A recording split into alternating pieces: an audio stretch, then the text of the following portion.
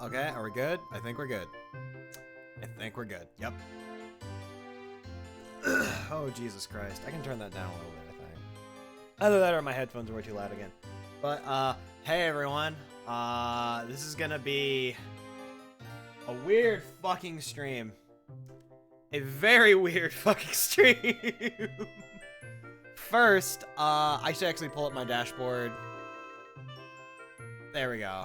Alright, dashboard's pulled up. Alright, so let me give a little bit of a disclaimer here, or like an introduction, I guess, before we start. So essentially, this is a guide that I had as a child. And let's get another. There we go. So this is a guide that I had as a child. And essentially, this was a piece of game guide history, if you have to ask me. It was very strange. This was probably the first game guide I ever actually got. And essentially, it is written not like a normal game guide is, where essentially, like, you know, a normal game guide, it starts off normal enough, where it's like, oh hey, fucking action icon is the blue icon shown on the upper, you know, they're basically explaining to you, oh hey, you know, this is what this game is, essentially. This is what you're gonna be doing for the most part. And then you get like, you know, the items and shit. But you'll notice here, and if I can get the zooming shit to work properly, of fucking course I can't. So, let's see. A clever mix of science and magic was used to create the fire arrow, which exploded on contact. A small quantity of magic was used to boost the arrow's explosive power, creating a large fireball that would expand quickly and catch enemies off guard. Or shit like the light arrow required twice the magic of the fire arrow or the ice arrow, forcing Link to save it for times of great need. It caused more damage than the fire arrow or the ice arrow, and enemies would cower whenever Link drew one from his quiver. Like, most of the time, when you get a fucking game guide, they're just like, this is the light arrow. It does a lot of fucking damage. This is the fire arrow. You shoot it and it sets things on fire. This guide is like, oh, here's what Link was thinking. Like, it is written in the form, like, of a novelization. I wouldn't say they put heart and soul into it, quite per se. It's very strange, but I definitely enjoy this guide. It got to a point where I would have my grandma actually read this to me when I was a kid. And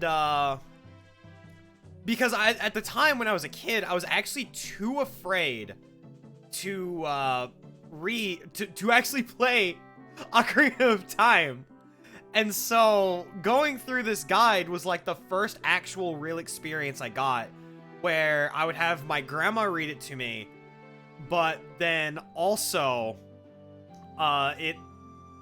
whenever I would have the time to sit down and read it for myself, I read through this guide cover to cover a few times before I had even gotten past Goma, because I would literally get to Goma and shit myself. Like, I was terrified, because 3D games were legitimately scary. But yes, this is also an excuse for me to do funny narrator voice, haha, which is definitely what I'm wanting to do. And my plan right now is I want to get through this entire guide, but not tonight, because that would be a lot. So what I'm thinking of doing is going at the very least up to episode 3 is on permanent hiatus for the moment, because I have a lot of shit going on now all of a sudden, and I also need Zach to rewrite, and I need to re-record some stuff, so it's definitely still happening. But at the moment, I'm over here just like, fuck, dude. Everything is difficult. Like, absolutely everything is difficult. But without further ado, I think at this point, intro and shit is out of the way. And essentially, they go through like the history of Zelda and Zelda 2, and then A Link to the Past, and then Ocarina of Time. This was our Hyrule Historia, I suppose, back before that existed. Organize my desktop. Fuck you, Amu. It's organized for me. That's all I need. I hit the sort button and it sorted itself. I was kind of worried it wasn't, but hang on. I have a folder obscuring, but I'm here for your all taking your hi. I'm gonna try not to just fucking pussyfoot around the entire time, at the very least. But yeah, I definitely need to. It's the Tales of Retrospective is still happening. Like, you don't have to worry about that at least, but it's just been difficult to work on it lately. I like you have the 3DS version, which is way better, but you want to check out the original. The original Ocarina of Time is definitely got like a charm to it that is slightly lost in Ocarina of Time 3D. But in all honesty, if there's anything in Ocarina of Time that I stand more than anything, it is this goddamn concept art. But, so we're gonna skip all of this shit right here, and we're gonna get straight to the meat and potatoes, our prelude to the quest here. So, I'm about to break everything again, so bear with me. We're about to zoom. We're zooming, motherfucker. What? I'm zoomed in a little too much. There we go. Now it's I hate this program. Remind me to find a new reading program when I'm done. All right. Let's do this. Hyrule. And actually, you know what? No. You know what? I'm going ham for this. I'm going ham for this.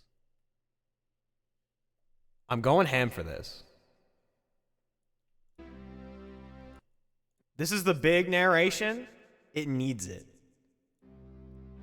Hyrule and the Borderlands were created by the three goddesses. But over time, traffic between the lands trickled to a halt. Distant places became the stuff of legends. During his quest, Link reopened the old routes, forging new bonds between Hyrule and the Kokiri, the Zoras, the Gorons, and the desert people, the Gerudos.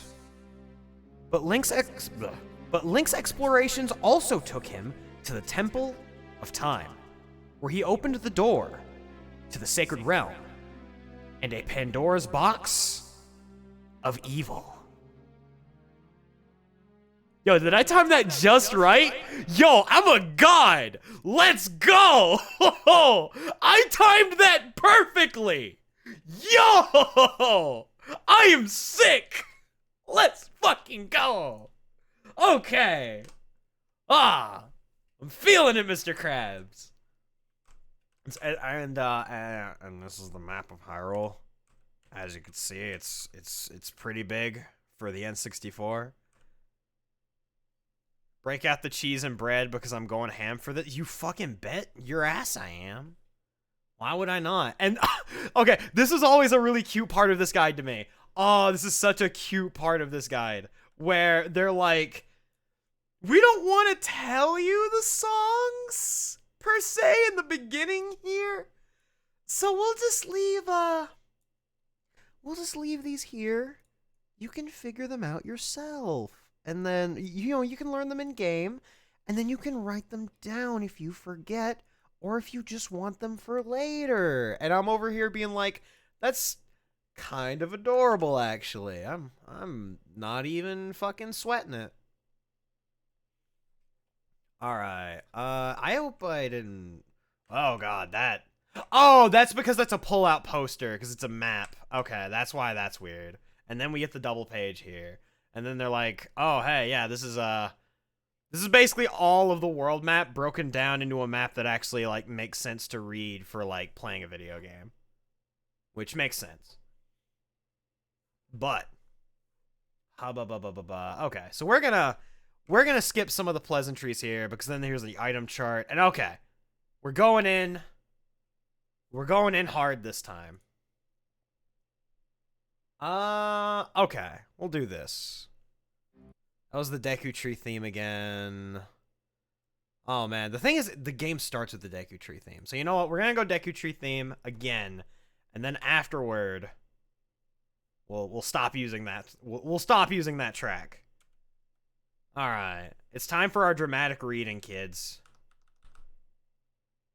Okay, yeah, this is fine enough. I wish I had the book in my hand. If I had the book in my hand, this would be great. But I have yet to buy one of these again because I lost this book many years ago. All right. From the moment Navi woke him on that fateful morning in Kokiri Village, Link became the great hope of Hyrule. Even though no one except Princess Zelda knew his true role in the great events that were taking place.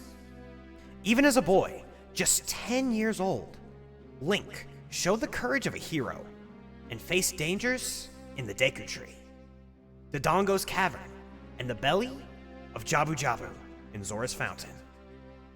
But even after collecting the 3 spiritual stones and returning them to the Temple of Time, Link was not yet ready for his final task. And note this fucking sick-ass concept art. Yo, okay, this track is the perfect length for this. Holy shit. Maybe I am actually a god. But yo, like, note this sick concept art. There's one thing that I love about this book, and it is the fact that this is less a strategy guide, and this is more literally an art book. Because literally, like, let's zoom back in. I said let's zoom back in, don't be an arc. Like, these scans don't do this quite enough justice because they're not super high quality. But, like, goddamn, you get, like, full fucking character renders. And, like, I wish they were a little bigger, but in general, like, you're getting a lot of fucking art in this book. It is insane just the amount of assets that they gave Nintendo Power to just go fucking ham with. And then, of course, circa 1993 or 1998, I think? Circa 1998, 1999, like, Nintendo 64 screenshots. Oh, baby. These are rough. Okay. So let's give this a go. Now we're in Kokiri Forest, though, so you know what that means. It's time for the good tunes.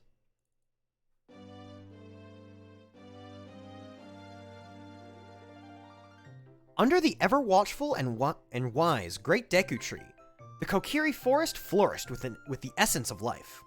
Amid the concealing trees of the vast forest lived fairies and the peaceful Kokiri, a race of elfin youths who never grow old. From this innocent beginning, Link's quest to save Hyrule from a dark reign began. While young, Link weathered his ominous nightmare. The fairy Navi arose to rouse him from his slumber and deliver news of from the Forest Patriarch, the majestic Deku Tree. As his frightful dream faded in the morning sun, Link listened to Navi's message. Not only had the Deku Tree summoned Link to appear before him, but Navi was to be his personal fairy. When he emerged from the forest dwelling, Link's friend, the gentle Saria, greeted the pair and encouraged Link to give audience to the Deku Tree. You just got an ad for Hyrule Warriors. Google is watching. Oh, yo. Yo. That's that spooky shit. Like, apparently also, fun fact, Google Analytics is apparently also, taking information now from, the Nintendo Switch eShop page. So, if that's something that makes you uncomfy, you should go into your Nintendo Switch and disable that shit. Because that is spooky. I know I'm probably going to do that, because Google already gets to see everything I do. And I would rather they not see, like, absolutely everything that I do. But, Link's call to arms. So, you know, y'all remember at this point, this is like when Meadow is like, oh, fuck you, Link. You think you're gonna go see the Great Deku Tree even though he just called for you? No, I'm a fucking cop. You're not getting past here until you got a shank and a shield. And until you got that shit, get the fuck out my face. The obstinate Meadow refused to allow Link free passage to the Deku Tree, even though he had gained a fairy companion. Not until he held the proper equipment, that of a hero, would Meadow stand clear. Link needed to obtain a sword and a shield before the pointy-eared ruffian would allow him to speak with the tree. Yo, pointy-eared ruffian is very much good code word for cop, if you ask me. But yeah, for those wondering, this is literally all this stream's going to be, I think. It's just me talking about how much I love this book and just sort of just reading through the passages. So, if that's not your oh shit. Earthwake, thank you for the Twitch Prime, my dude. It is appreciated.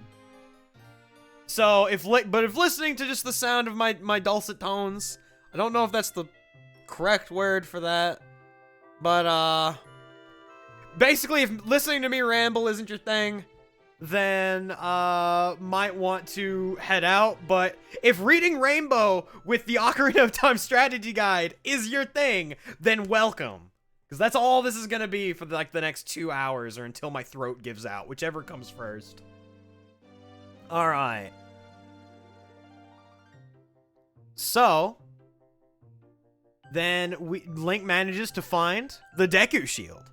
Crafted from the wood of the mighty Deku Tree, the Deku Shield would protect Link from the fury of many foes. He found this sturdy shield in the Kokiri shop and believed 40 rupees to be a fair price. Now, this is one thing that I like about this, is that, like, if you just went through this guide without really looking through a whole bunch of shit, and, you know, also ignoring the shop values right here that are blatantly printed, like, they give you a lot of context clues just in, like, the little item descriptions.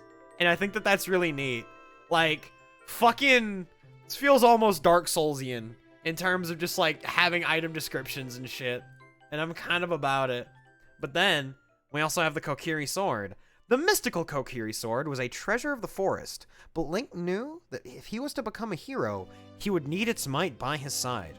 But what good is such a blade without the skill to use it? It's probably where FromSoft got the idea. That is very, very possible. That is very possible. Stole the lock-on combat. Okay, let's be real. Everyone stole Zelda's lock-on combat. Let's be real. Zelda basically innovated lock-on combat. And, like, everyone stole it, and you know what? Good. Games needed that shit to work. Holy shit. But once the forest youth saw Link with the glimmering Kokiri Sword, they were eager to help him improve his dexterity with the blade. Link possessed an amazing natural talent with the sword, but he was eager to sharpen his fighting skills. Even though he had learned the fierce jump attack, he knew he would be just as good at defending himself as he was attacking. He expertly learned how to jump, flip, and roll out of harm's way. Have a good stream tonight. Can only lurk right now. Oh, yo, thank you so much, my dude. Alright. We're almost done with the Kokiri Forest theme, so we can finally stop looping this shit. Alright. Actually, hang on. The wise Deku Tree, who had breathed life into the Kokiri Forest, had faithfully watched over the ancient woods since his fellow trees were only saplings. The Kokiri believed his benevolence. I always fuck that up. I always fuck up benevolent and benevolent. I blame Zatch Bell and Yu-Gi-Oh! For that respectively for both different reasons. The Kokiri believed his benevolence to be everlasting, and his life to be eternal. But a shadowy threat forced the tree to call upon one special boy for help. Link nimbly fought his way past a trio of snapping Deku Babas, gaining sticks made of the magical wood before reaching the roots of the great Deku Tree. Link listened as the tree told him why he had been suffering through the recurring nightmares. An evil force was descending upon Hyrule, and its presence was not lost upon the young Kokiri. I'm so sorry. And its presence was not lost upon the young Kokiri. and the same vile threat had placed a curse on the Deku Tree. The tree now needed Link to muster all of his courage and might to help dispel the foul incantation. Oh, man. No, exactly, G-Shadow. Like, fucking Ocarina of Time set the goddamn standard. Oh my god. Like, fucking... Do we need to talk about Prince of Persia 3D? Holy shit. Yo. Nut. Link used these nuts, the fruit of the Deku Tree... God damn it. Of the Deku Tree's strong limbs, to stun his enemies. Each time he threw one to the ground, a bright flash would temporarily blind his foe, allowing Link a chance to attack. Remember when WWF started advertising Majora's Mask? This is a thing? Excuse me? Hello?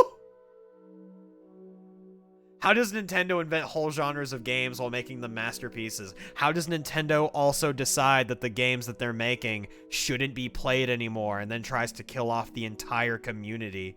No, please link it. Please link it. I'm very curious about this.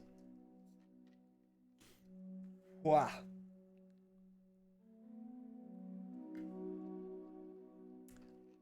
Ah, yes, the Deku Tree. The magnificent Deku Tree, genesis of the Kokiri Forest, possessed one of the strongest spirits in all of Hyrule. Link knew that in order for the great Deku Tree to fall ill, the malevolent force that had stolen into their realm must be frightfully potent. So I was fucking like 7 when I had this.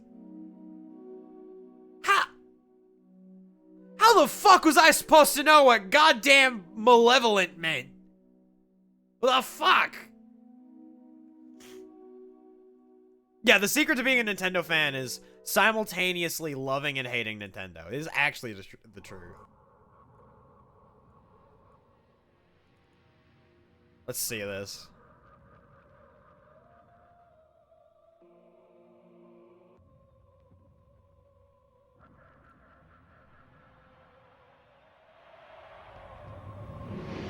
World Wrestling Federation stops for the Legend of Zelda. Bro. He's got 72 hours to save the world. Stop what you're doing and log on to WWFZelda.com to learn more about the Legend of Zelda Majora's Mask and to enter the WWF Zelda pay-per-view sweepstakes. Log on before it's too late. Fucking excuse me? For everyone. Fucking excuse me? This... You know, I'm not too surprised, actually. I'm not too surprised. This is very much within the realm of possibility for this era of marketing. Yeah, WWF Legend of Zelda is a thing, apparently. Today I learned.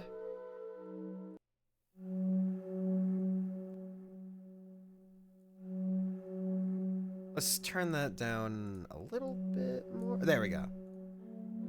Yeah, WWF really did rule the... Like, wrestling in general, from what I remember, just ruled the fucking world back then. Whoa. How long have I been going? I've been going, I guess, roughly for about 10 minutes, 15 minutes now. So, okay, that's not too bad. We're making progress, even if it's like... Maybe 20 minutes now, I guess, technically. Regardless. Progress is being made. I don't feel too bad. Alright. And then, the Deku Babas, though. Under evil influence, seeds that fell far from the tree blossomed not into colorful flowers, but into menacing tendrils. They remained dormant until a Kokiri came too close. Then, their wicked bloom wildly thrashed about, hoping to feast on the hapless intruder. Okay, can I just say, the art for this legitimately had me so... This is one of the things that had me so scared as a child that I could not play this fucking game. Like, when I was a kid, I had the guide and started reading it before I played it. And I'm just like, bro, this is horrifying. I'm legitimately scared. This art goes so hard. Yes, yes. Not just this. A lot of things in this game scared me. A lot of things in this game scared the shit out of me. Redead scared the shit out of me. Goma scared the shit out of me. Skulltulas were metal as fuck, and I've always thought they were metal as fuck.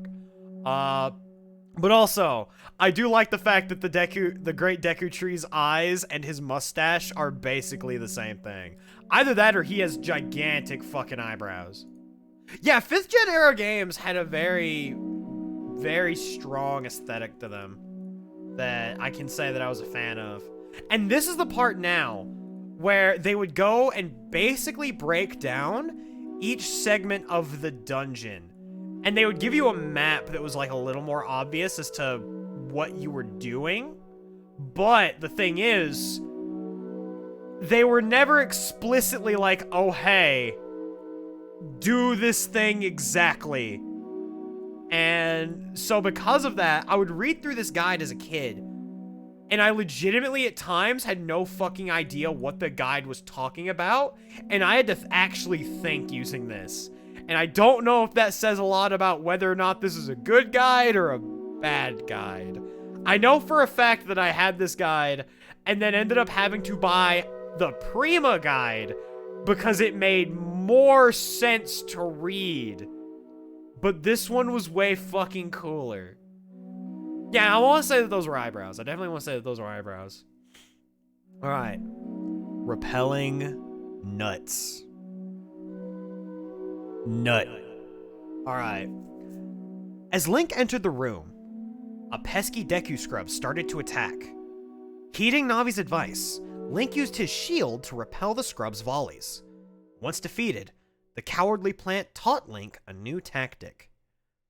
And for those wondering, it was the little tactic where if you would jump, if you held forward, Link would roll, so it allowed you to take longer falls without taking fall damage. And it always was really neat to me as a kid. When we get to King Zora, can we get an echoing a week, a week, a week, a week, a week, a week? Oh, fuck. Dude, holy shit. Alright. Unable to use the climbing platforms or climb to the ravine's high walls, Link quickly searched for another way across the chamber. Looking up, he spied a ladder, fixed high above him, but it was far out of reach. Link pulled back on his slingshot and hoped his aim was true. And then, Link found the fairy slingshot, favorite weapon to many a spunky pixie, hidden in a chest. It was useful throughout young Link's travels, sometimes getting him out of the most hopeless of situations. And then Link learned how to use a bow, like, one game after, and it was great. The bow is better in, like, every way, because it just a gajillion damage. Love it. No, fucking King Zora's little a week. Whenever he's just, like, swoosing, like, that man swooses. That man should play Mbon, because he's got shmovement. It's not very good shmovement, but it's shmovement. Oh, Nelly. Also, like, it's so funny every time. I'm trying to recall, does he do it twice? I feel like he has to move out of the way twice. Once the first time, and then I think you do it again after the 7-year skip or something. Yo, his reborns is sick. Just the once? Okay, it was just the once. As Link entered the chamber, bars slammed behind him. Navi suggested that lighting the unlit torch might help. Link ignited a Deku stick and set the second torch ablaze. And then we get my homies. Arachnid attack. The giant Skulltulas, also Skulltulas, not Skulltulas, because when I first heard them called Skulltulas, after literally a decade of calling them Skulltulas, I want to say I lied down in my bed and was in the fetal position for about 48 hours. My life had been a lie. I also used to call them Deku instead of Deku, and Kokiri instead of Kokiri. Needless to say, pronunciation guides are important and everyone needs them. The giant Skulltulas were formidable foes, seemingly impervious to attacks on their armored backs. But crafty Link discovered that a swipe to their soft bellies was enough to dispatch them. They're always Skulltulas to me. Oh Oh, jeez. See, I just heard Skulltula, and then I'm like, wait a minute, it makes sense, and I feel like a fucking idiot, a goddamn fool, a fucking buffoon. Like, I was just like, I'm done. I felt like I had just been living a lie my entire life. And ever since then, I've been trying to reform. Able to survey the inside of the Deku Tree from the highest ledge, Link spotted a way to reach the level below the cobweb. But it wouldn't be easy. He had to jump through it. Looking down, Link realized the mammoth... is that mammoth? Yeah. Link realized the mammoth web made for a tricky target. So he took a deep breath and a leap of faith. And then this is the part where if I were smart, I would have set up a soundboard where if I clicked a button, you would have Link screaming, "Ah!" And then you would hear like a little crash noise of when he hit the web. But I'm not smart enough for that shit, and I'm also way too busy. However, we'll see what happens when I do this again. Burning the web. Something had been busy spinning webs and cleverly hiding doors behind them. Link felt the threads of the draping webs in his fingers and got an idea.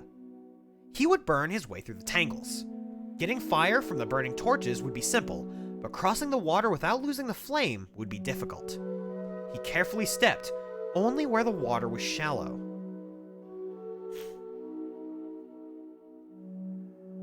Thanks for the 2020 surprise. Hey. My most embarrassing mispronunciation was basically everything Dynasty Warriors related until 7. That's a mood.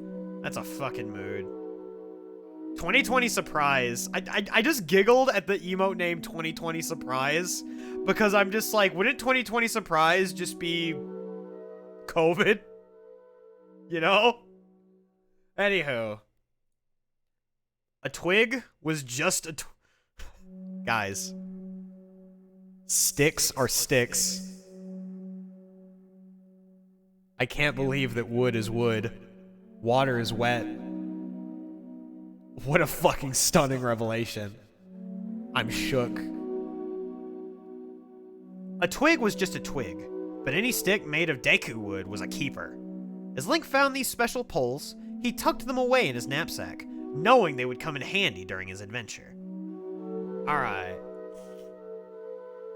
And then this is like talking about very specific little things on the map. But so this is an issue I have with this guide.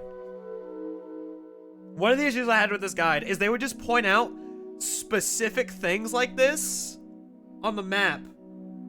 But there weren't like super clear markers sometimes, I feel. And so I would be trying to do shit and try to find something, but then it's like, I don't know how exactly to get to that spot sometimes. And then I'm like, wait a minute. There's no like actual marker. What the fuck am I supposed to do? And it could have just been that I was a dumb child, because I will tell you right now, I was a dumb fucking child. But this shit right here, I remember in the guide being kind of awkward sometimes. But gone in a blink. Further progress into the dungeon seemed impossible. With the door locked behind bars and no key to be found, Link needed another solution. He felt a chill, as if he were being watched. Link reached for his slingshot on a hunch that the way out was only a blink away.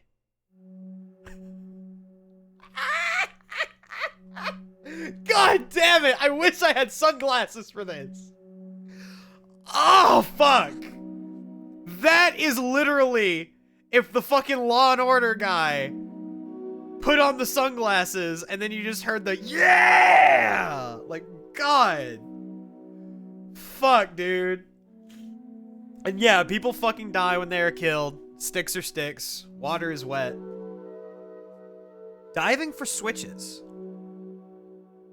The first thing Link saw when he entered the chamber was a twisting log, adorned with spikes that even a Deku Shield could not protect him from. With the floating platforms sliding just beneath the log, Link needed to lower the water. Navi suggested diving into the pool. Under the waves, Link discovered a switch that drained the water, but only for a short time. Once across the water, Link deftly dispatched a Skulltula and pulled a blocker across the floor so that he could reach the door.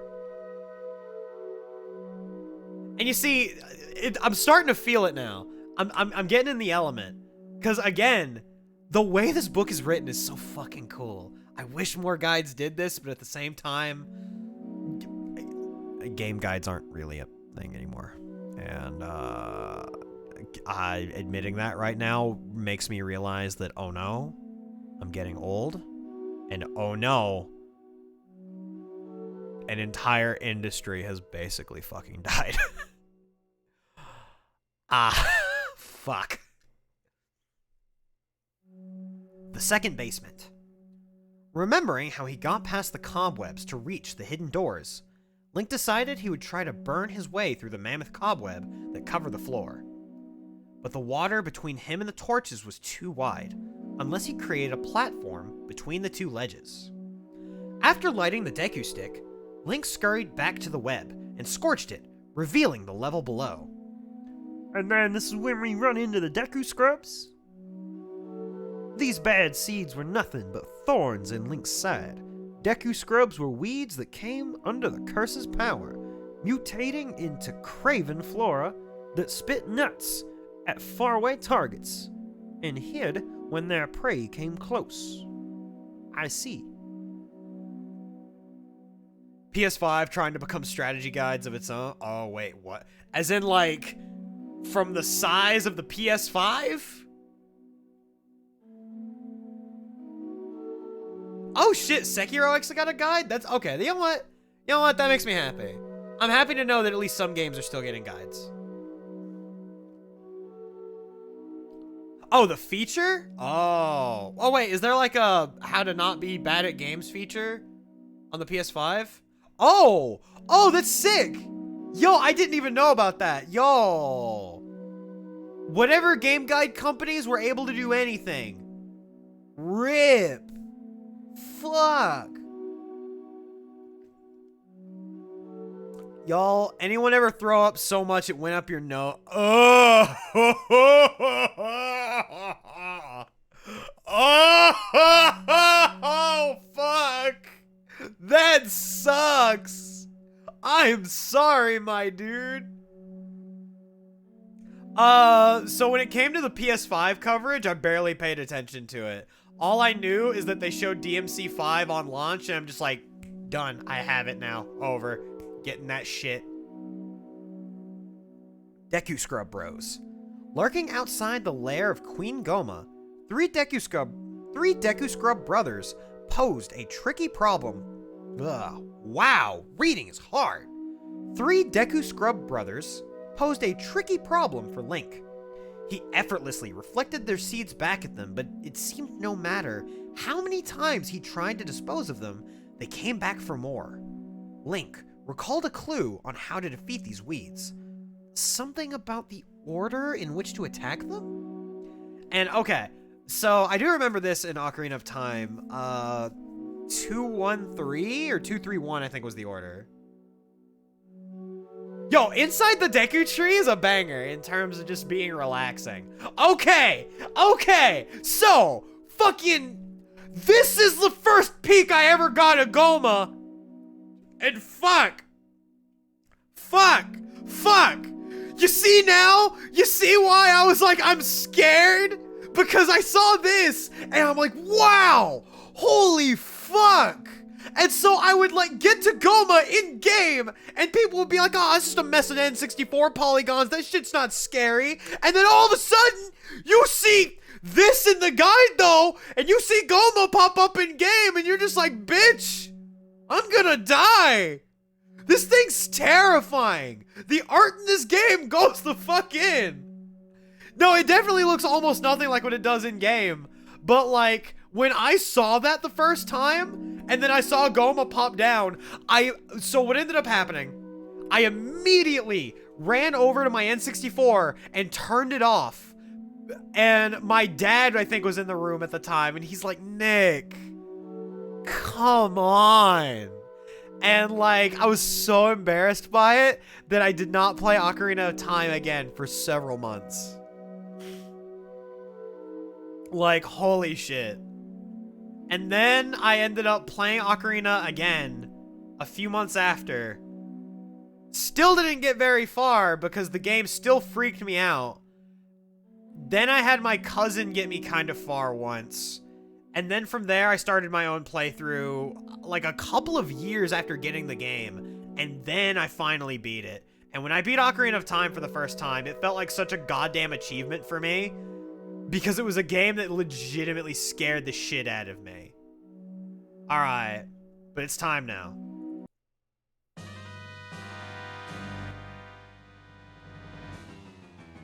As Link walked through the door, Goma roared into action. The monstrosity eclipsed Link, leaving no chance for victory unless he found a weakness. Actually, let me check my audio levels here. Okay, no, we're good.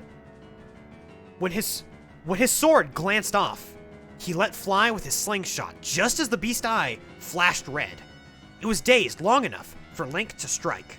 Goma retreated to the ceiling, long enough to lay eggs that hatched tiny Goma larvae before battling Link again. There we go. When she returned to the ceiling, Goma laid eggs that released tiny arachnids to keep Link busy before she returned to the fray. And then boom, so Goma died. The end. We didn't actually kill Goma in the text. Assume Goma died. And then, so Goma's burning up right now, like, and is there a boss battle victory theme? Is that not included in this OST? Have I been ripped off? Oh, shit. It doesn't look like there's actually a boss battle victory theme. Shit. Shit. Well, only one thing to do in this situation.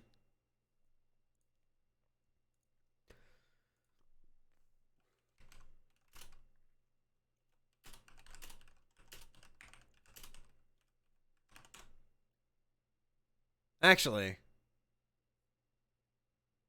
Alright, so I don't see a boss battle victory theme. Oh, here we go. Wait! No! This is Giva Sunner!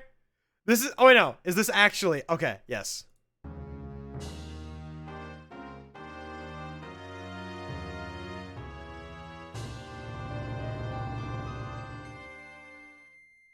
Alright, there we go. We got it. Hi, do I play the original or randomizer? About that. I'm playing neither, actually. I'm going through the strategy guide. Sir, are you playing a video game? This is a Wendy's. But no, normally I would play just probably regular Ocarina of Time, I guess. I, however, do want to play randomizer at some point. However, this is less me actually playing Ocarina of Time right now, and more I'm wanting to talk about how this is one of the strangest game guides I've ever come across. And it is... Yeah, we're just like, basically, I'm reading through the Ocarina of Time Player's Guide, which for those that don't know, this is a player's guide that was written in the form of like a novel, and this is like maybe half like guide and other half novel and also part art book. Like, it's a very interesting game guide, and I've always kind of wanted to do like a read through of it. And so I decided that while I'm waiting for my hand to heal and I can't play fighting games like I normally do, or like anything that's kind of like execution heavy, then I instead thought, hey, what if I were to just read through the Ocarina of Time guide like I told myself I was going to do like a year ago. So yeah, definitely not actually playing through Ocarina of Time normally. So I apologize if that was what you were looking for. Big apologies there. However, worst comes to worst, I'll play some Ocarina of Time songs on kazoo. So, you know, we have our own form of entertainment here in the Red Muffler Man stream. But regardless, welcome, my dude. Yeah, Woolly Thursday, KOF Maximum Impact. Oh, fuck. Oh, fuck. Oh, fuck. Y'all. Man, KOF Maximum Impact is like fucking, that game is a trip. Oh man. Majora's Mask I think came out in 2000 in Japan and 2001 in the States. You know what? Hang on. What? I have one way to know this. Ah! That's Ocarina. Ah. So I happen to have the Majora guide. I could have Googled it, but that's too fucking easy. What? Alright, so this says copyright 2000. So I'm going to assume the game came out in 2000. Ha! Sadly, that is not the Nintendo Player's Guide, I think. So it's actually just written like a normal guide. Alright. Now, since we have that, does this have the Lost Woods theme? This better fucking have the... Yeah, there we go. Actually, not the theme I was looking for, shit. But you know what? Yeah, you know what? Fuck it, this works. To travel from the treacherous Death Mountain to the cool banks of Zora's River, any wanderer had to pass through the grassy pampas of Hyrule Field, a rambling prairie that connected all of the corners of the realm. Hyrule Field was safe territory, except for adventurers who were unfortunate enough to be stranded there past sundown. And then, Link emerged from the Deku Tree victorious. As a reward for his valor, the tree bestowed upon him a sparkling jewel, the Kokiri's Emerald, and told him he must leave the forest for Hyrule Castle, where a princess would reveal the next step on his path of destiny. Link ran from the forest, but was stopped by the sound of Saria's dulcet voice. She gave him a musical ocarina and wished him luck. Stepping out from the trees for the first time, Link was taken aback by the size of Hyrule Field, a sprawling plain that stretched farther than his eyes could see. And then, where the fuck are you? There it is. Yeah! Look at this asshole! Look at this asshole! Fuck this guy! Because monsters roamed the plains at night, Hyrule Castle protected its people by raising its massive drawbridge as the sun melted into the horizon. Hoot hoot, motherfucker. Oh shit. Saria's gift, the fairy ocarina, was blessed with perfect tone if played by someone of pure heart. If a special song was performed with the ocarina, it would have wondrous results. Link treasured the ocarina, not only for its magical power, but also because it always reminded him of his friend. Until he threw it out when he got another one from a cute girl! Fuck off, Link! God! What a fucking chode! Gets a big magical ocarina, and he's like, oh, I'm not playing with you anymore. He just tosses the fairy ocarina. Fuck off. I got your fucking number, asshole. Kapora Gabora. If there was one thing Link could never have enough of, it was friends. A wise old owl kept a close watch over him, swooping in only when he felt his advice was needed. Only when his advice was needed. From time to time, whenever Link required help in his travels, Kapora never hesitated to lend a wing. Do you understand all of that? Yes, no. God, fuck off. I hate that shit. Oh, I hate that shit.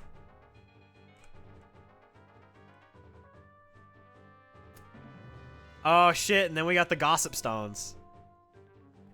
Working as the eyes of Hyrule, the Gossip Stones littered the countryside, a legacy of the wise men of times gone by.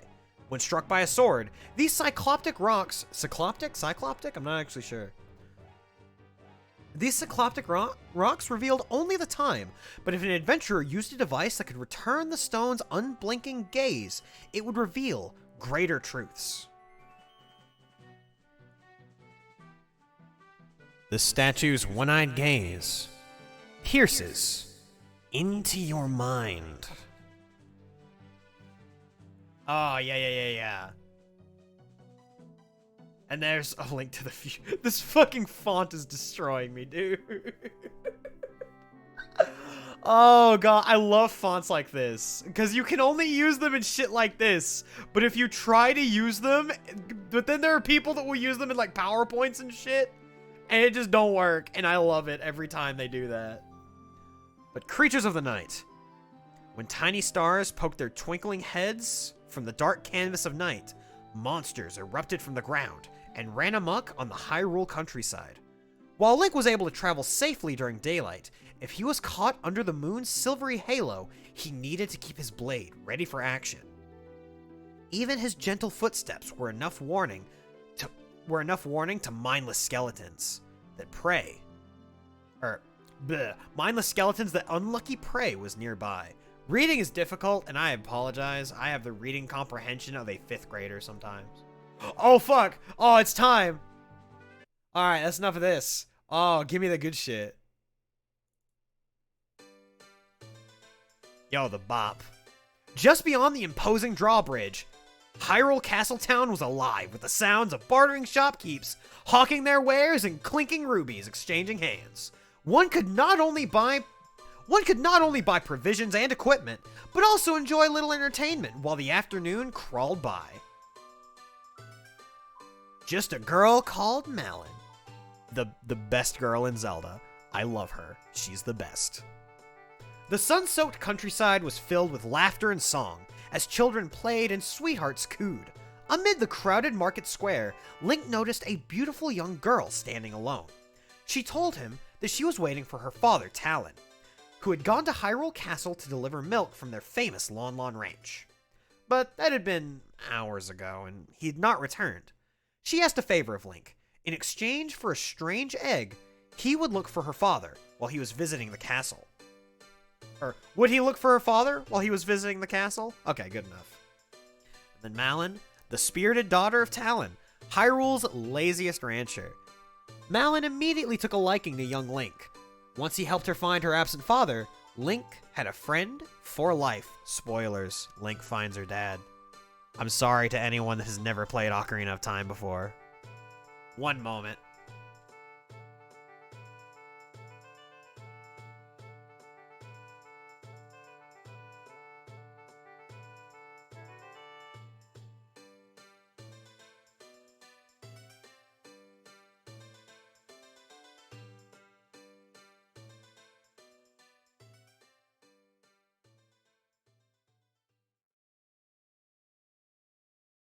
Apologies that actually showed up on camera.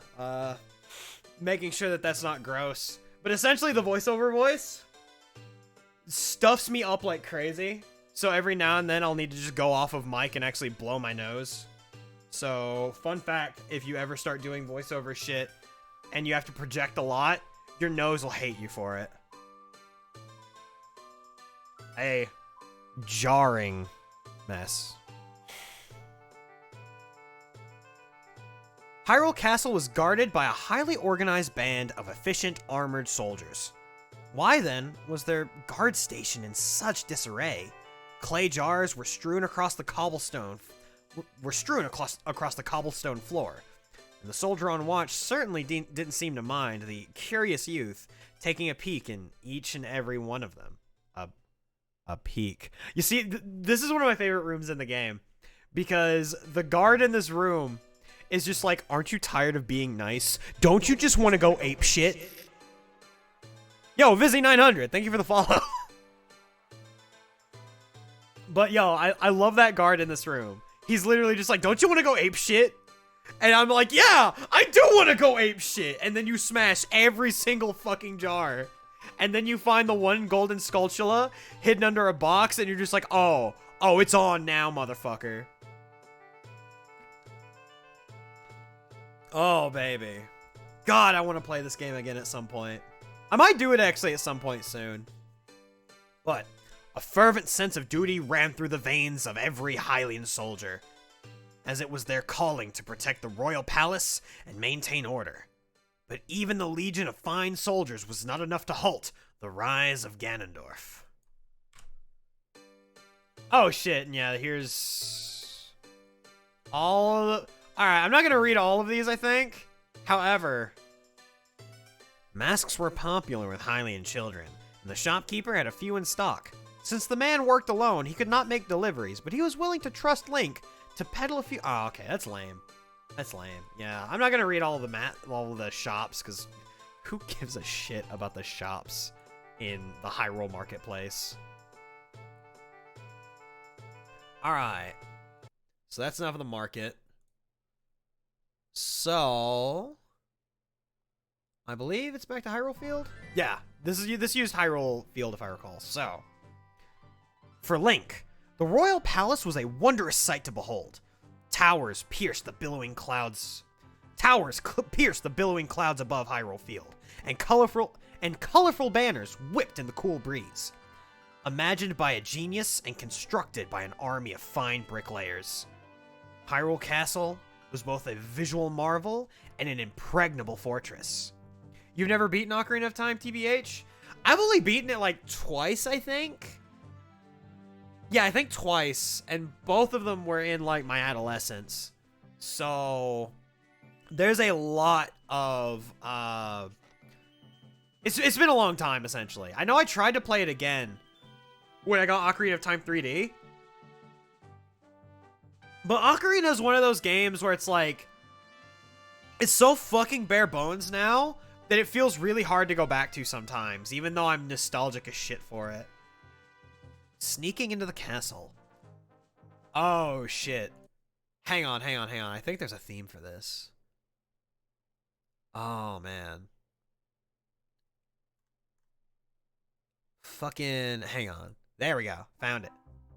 Link left the marketplace and headed into the castle as the great Deku Tree had instructed him. Unfortunately, because of a foolish prank pulled by some townsfolk, security around the castle had been increased tenfold. A legion of guards stood between Link and the Princess Zelda.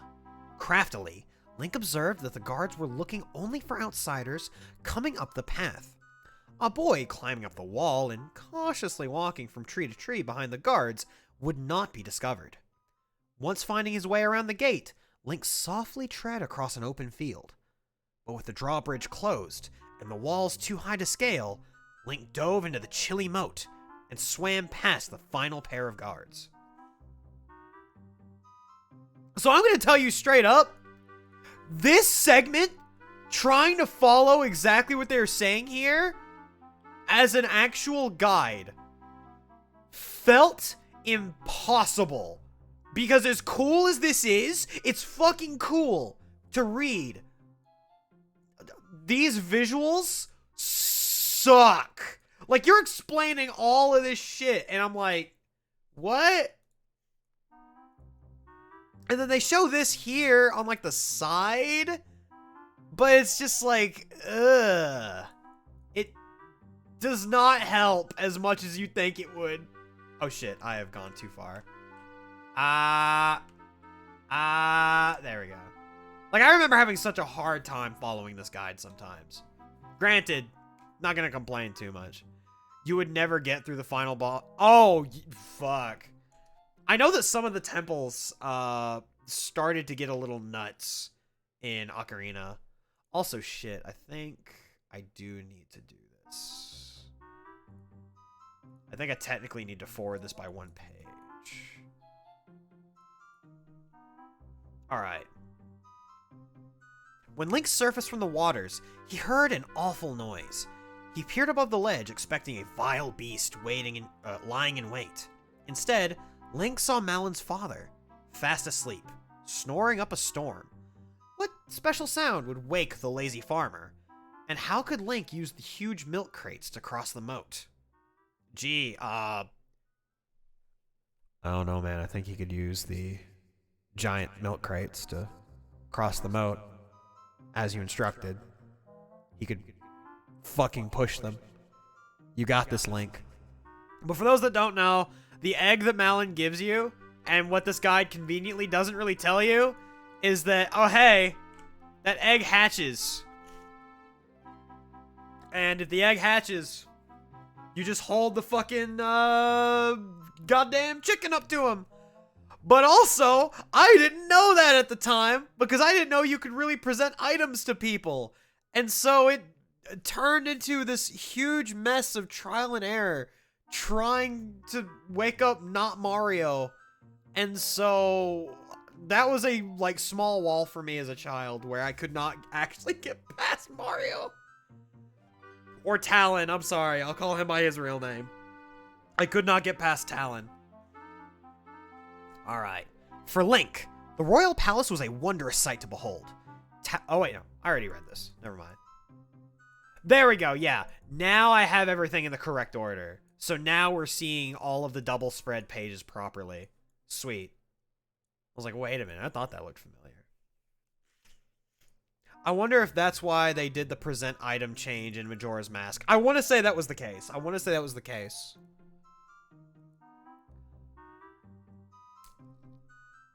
Tiptoe through the tulips. Oh my fucking god. Yo, this guide fucks. I love this guide, dude. Just when Link thought he had made it to the princess, he found a regiment of guards protecting the royal gardens. As the soldiers walked their plotted routes, Link darted from hedge to hedge, ducking behind fountains and statues before a guard could catch him. He had to balance himself as he slowly tiptoed over a trellis that spanned 2 hedges and a wily guard. Finally, only a maze of sculpted plants divided him and the princess. Oh shit. Oh shit, it's time. It's time for that theme. Link surprised Princess Zelda as he emerged from the gardens. When she saw Navi, she knew that Link was the figure from her dreams. The same dark vision that had given Link his nightmares had also affected the princess. She had prophesied his arrival and told him of the sacred Triforce. She knew in her heart that the order of the realm was in peril. Link agreed to help cast the evil out of Hyrule and protect the divine relic. The word of Princess Zelda carried great weight in Hyrule. With her letter, Link was able to pass through the gates that were closed off to him before. That letter will come in handy later. And then, Princess Zelda, the greatest treasure of the royal family. Princess Zelda was truly the fairest girl in all of the kingdom. With her kindly heart, aura of honor, and a fierce sense of justice, Zelda was respected by the people of Hyrule. And then, Impa! Impa was the sworn protector of Princess Zelda. Despite her hard exterior, her heart was bigger than Hyrule itself, softening at the serene melody of Zelda's lullaby. You know, which is what we're listening to right now. And then does it tell you... What the hell? Oh! That's what forward one page does. Oh god, that's a little whack. But it's fine. This works. Alright. Lalon Ranch, baby! Oh shit. Perched high atop a plateau in the center of Hyrule Field, the Lalon Ranch prospered from the fame of its prized cows that produced the most delicious milk in the land. But its cows weren't the only animals deserving of attention. Lalon's horses were bred to be trusty steeds and capable companions for anyone who could tame them. Oh, shit, fuck. I was on the wrong monitor. I'm a fucking hero. Malon's gift of... Oh shit. Oh shit. After looking in the stables for Malon, Link was ready to give up. He started to leave, but a delightful voice amidst the noise of galloping horses and talky cuckoos stopped him.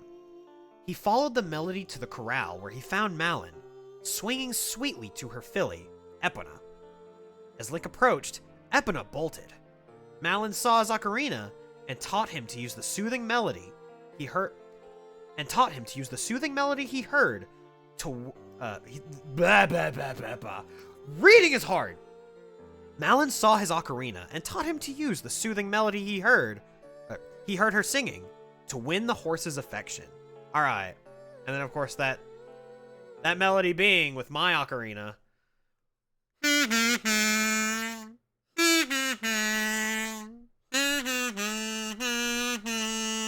At least that's my ocarina. That's the best I can do. Oh, fuck.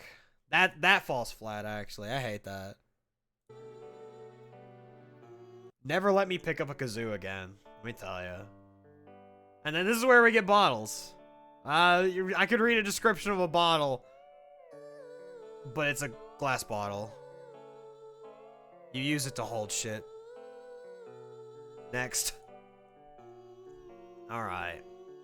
Lalon Ranch seemed like a quiet place to most visitors, but beneath the surface, a cauldron of resentment boiled and bubbled. While the owner, Talon, spent much of the day sleeping and training his cuckoos, his servant, Ingo, privately fumed. One day, Ingo dreamed that he would run the ranch, the way it was meant to be run. They're playing the 00 battle theme. Well, hopefully when I get to go to the doctor this Monday, we'll figure out what the fuck happened to my hand and foot. Oh shit.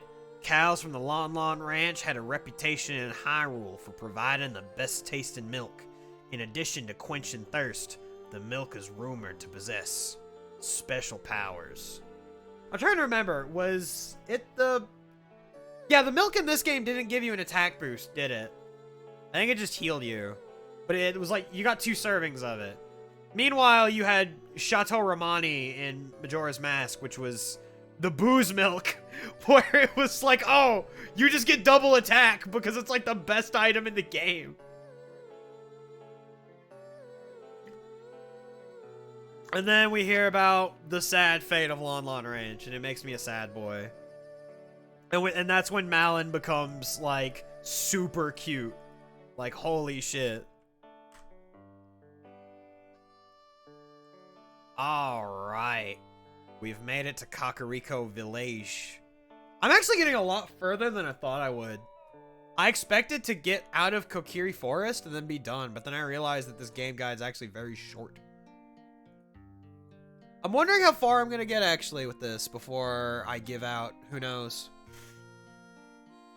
Under the shadow of Death Mountain lay the village of Kakariko. The people of the village claimed that Impa had come to Kakariko long ago and thrown out the Gerudos. When Link first visited the town on his way up the mountain, he met strange but friendly people. The sunny face of Kakariko Village would change 7 years later. The Letter of Passage. After talking to the people and catching cuckoos, Link knew it was time to move on. At the far gate of the village, he found a royal guard who permitted no one to pass, unless so ordered by the royal family. After showing the guard Zelda's letter, Link headed up the mountain trail, leaving the safety of Kakariko Village behind.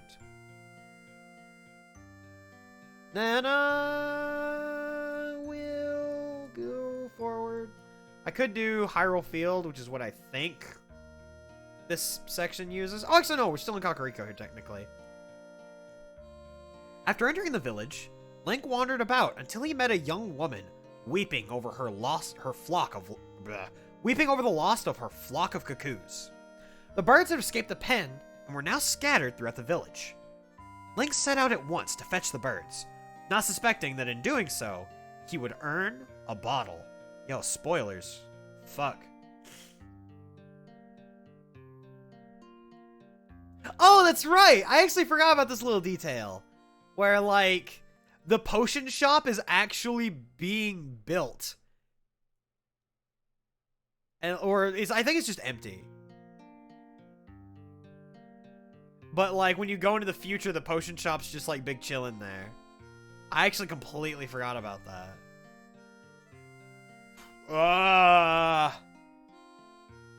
God. Hang on.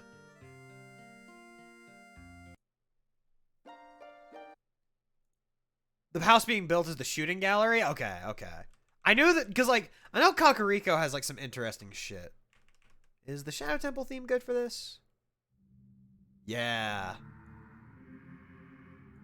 When Link entered the House of Skulltula, he felt a strange sadness in the air. He stepped forward, and a horrible spider dropped from the ceiling. But instead of attacking Link, the spider spoke to him, explaining that the spiders in the house were really people living under a curse for having been greedy. Only if all the gold Skulltula spiders were destroyed would the curse then be lifted. When Link collected 10 spiders, he returned to the house and received a token. Reward, the adult wallet. After that, he returned after every 10 spiders to receive a gift. My minor in college was Ocarina of Time facts. Ah, that's a mood. That's a fucking mood.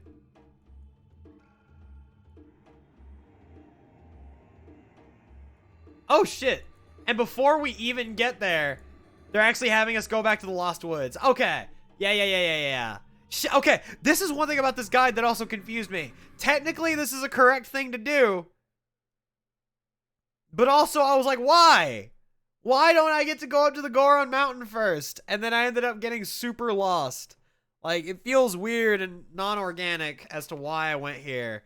So my first actual experience of Ocarina was always a little strange. Alright, so we're back to the Lost Woods.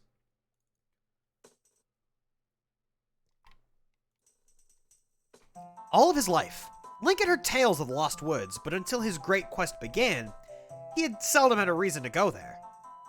When at last, he stepped under the magical boughs of the wood, he heard a strange, beckoning music that led him ever deeper. Wherefore art thou? After meeting Zelda in the castle, Link was reminded by Navi to seek out his best friend Saria. Back in the forest village, the Kokiri told Link that Saria was waiting for him in the usual place. But all the hero knew about the usual place was that it was somewhere inside the Lost Woods. And so he set out to brave the woods and find the sacred forest meadow, never suspecting that in the dim future, he would revisit the meadow, but on a very different quest. Foreshadowing! Yeah! Also, for those that don't know, a lot of the passages in this book are actually ripped straight from the Ocarina of Time novelization. Also, for those that don't know, there is a full novelization of Ocarina of Time. Like, what? Also, I will be right back. So, bear with me here a second.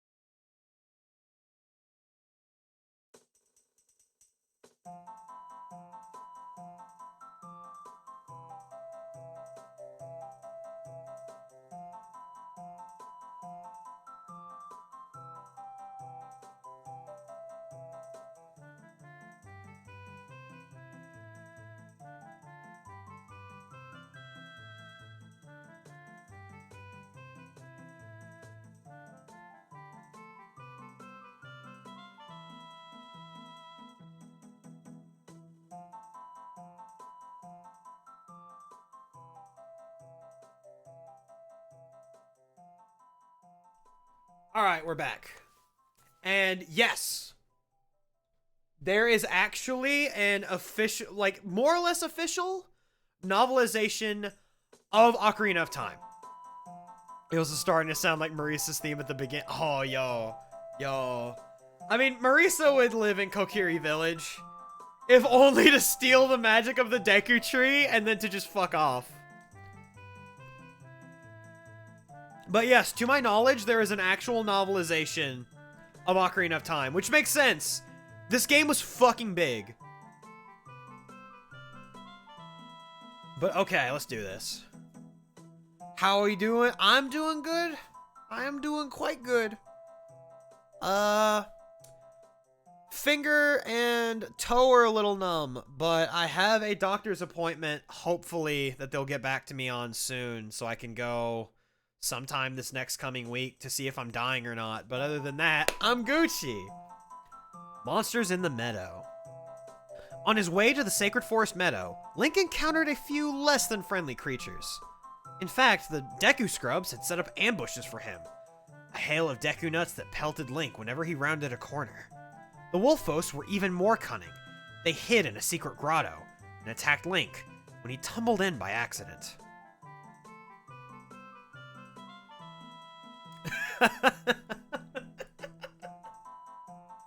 Oh god, I haven't bought buns in ages. There are no hamburger buns, there's only despair. The Tune of the Temple. At the start of the stairway in the Sacred Forest, Link found Saria at last. She sat on the stump of an old tree, playing a simple song on her ocarina. Link rushed forward to greet her. It was then that she taught him a song that would call to her, no matter the distance that separated them. Please, don't forget this song, she told him. Play Saria's song, play Saria's song, and you can talk to me anytime. He nodded, knowing that he would return to the meadow one day. When he departed, he noticed a ladder leading to the top of the hedge maze. It looked like a good way to avoid the dangers on the ground. So, of course, I said I wouldn't, but, it's time.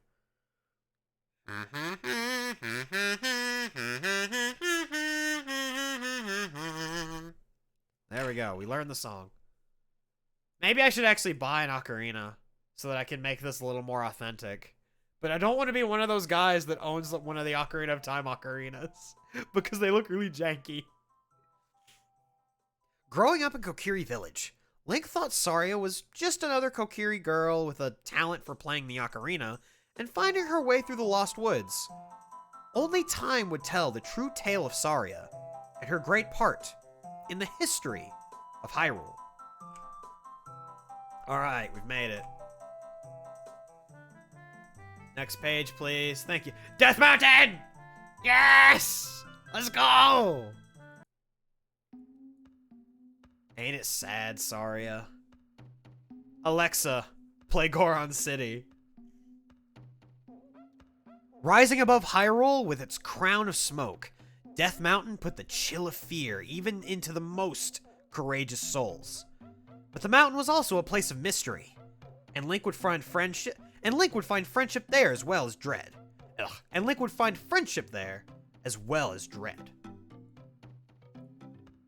The Trail to the Gorons. As Link left the gates of Kakariko behind and trudged up the steep mountain path, he became wary. Ahead, a spidery Tektite waited for him. 2 swift strokes of his sword were enough to dispatch the creature. Eventually, Link came to a tunnel blocked by a boulder. Suddenly, what he had thought to be another large rock stood up and introduced himself. It was a Goron, and sadly, it was starving. Apparently, the boulder blocked the only source of food for the Gorons, and they were too weak and too afraid to move it. The Gorons seemed immune to the Tektites that lived on Death Mountain, but one bite would hurt Link terribly. He learned to attack them while they jumped, and were still in midair.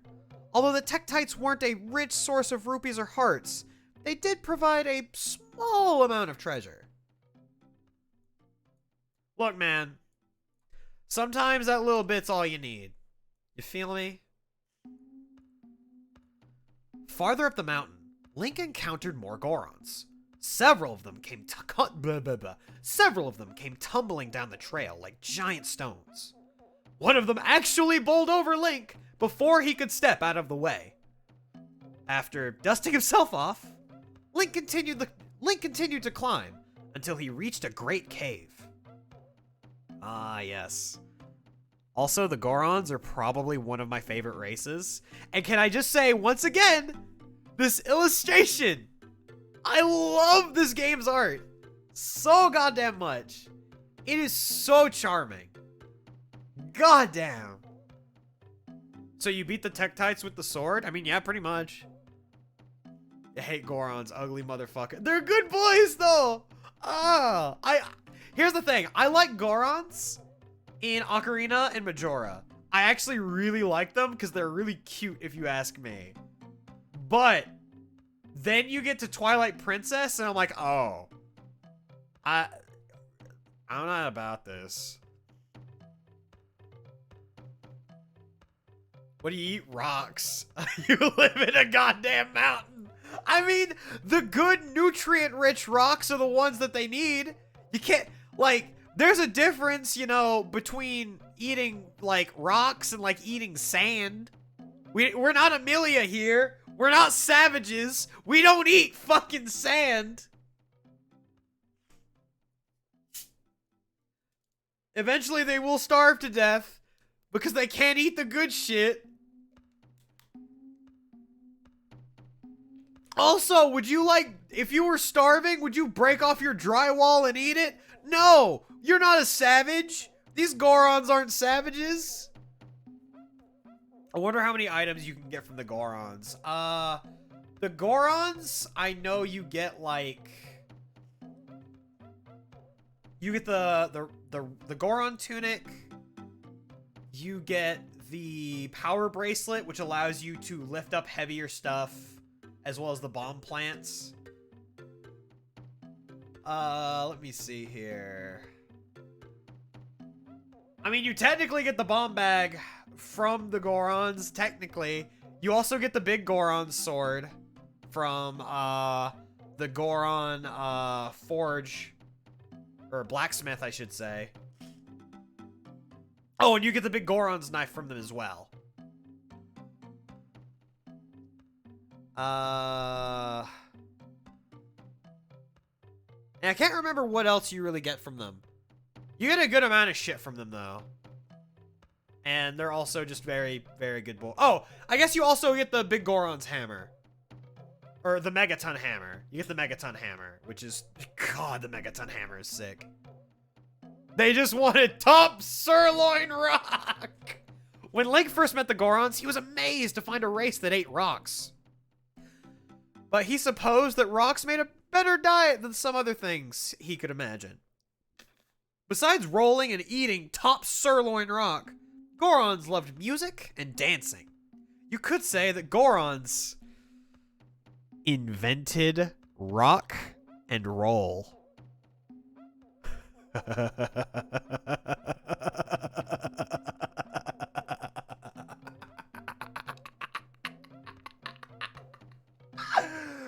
Oh, fuck. That's so bad. Oh, that's so bad. Oh, Nelly. Oh, Nelly, I'm gonna get kicked off of Twitch, guys. It's over.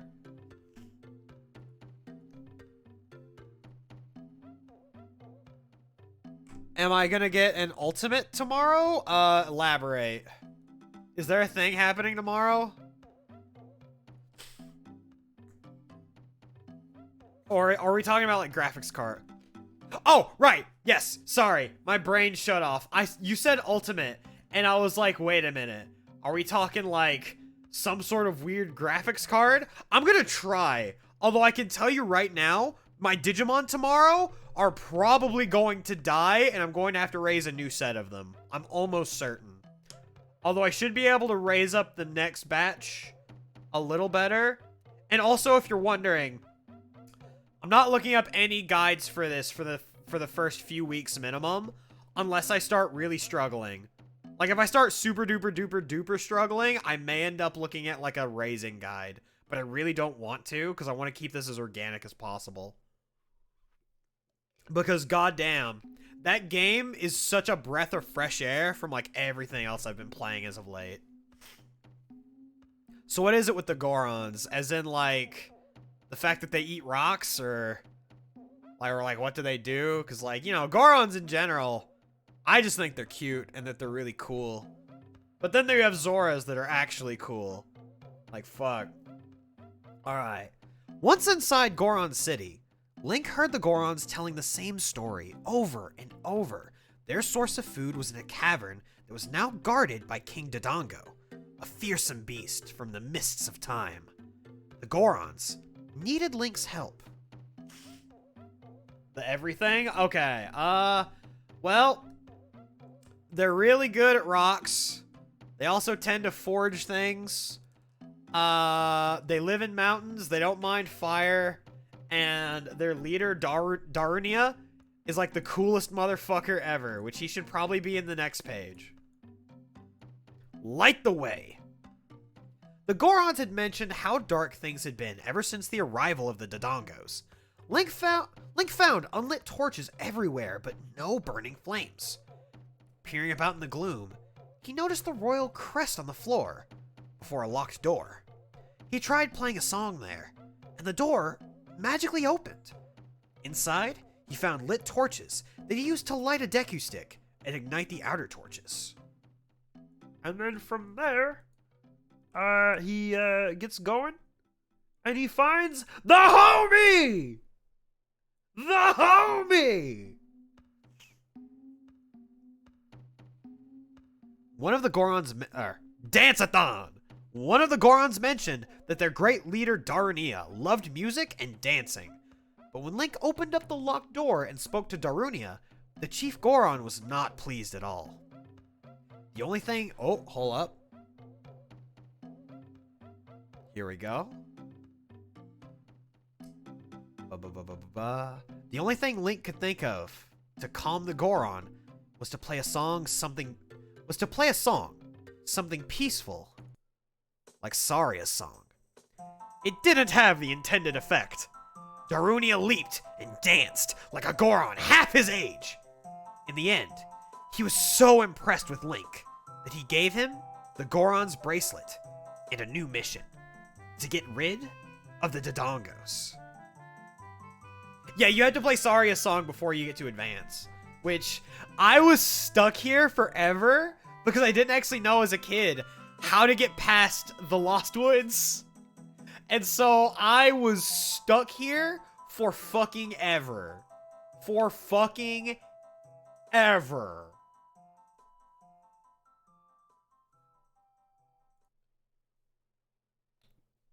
But then we get the Goron's Bracelet.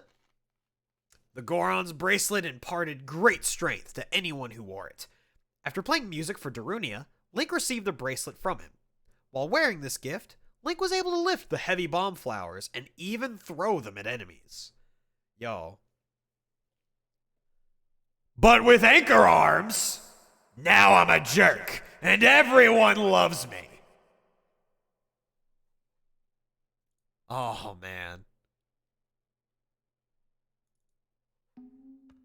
The leader of the Gorons had almost fallen into despair before his meeting with Link. But as soon as he heard the notes of the lad's ocarina, he knew that there was a kindred spirit that would also help his people. He knew that there was a kindred spirit who would help his people, ridding them once and for all of the dreaded King Dadongo. Alright, and now we're in. Where the fuck is Dadongo's Cavern? Hello, Uwu? Lost Woods, Goron City. Where the fuck? Yo, don't hit me with this shit. Wah. I apologize. That probably sounded fucking gross.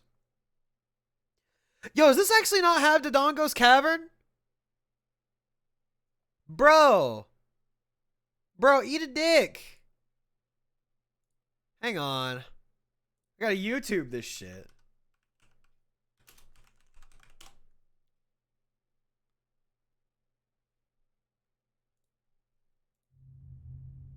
There we go.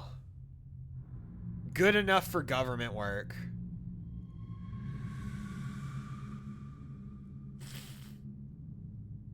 Alright.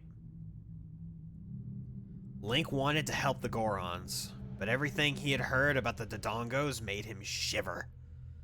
Only the memory of Zelda's words gave him the strength to go on. To enter the beast's lair and confront it with his meager weapons. Outside Goron City, high on a cliff face above the blocked entrance to Dadongo's Cavern, Link discovered a lone bomb flower an idea came to him. If he threw the bomb flower over the side of the cliff, maybe it would hit the boulder below and open the tunnel entrance. The bomb would have to be thrown just right to hit the boulder. After a few missed throws, he succeeded in landing the bomb near the boulder, and the explosion shattered the rock. The path to the Dadongos was open. And then, Link made use of bombs that he bought in stores and bomb flowers that he picked up in dungeons. He would throw bombs or set them down and step away. Once he found a bomb bag, he could carry more bombs, but he could never store bomb flower bombs since they exploded soon after they were picked.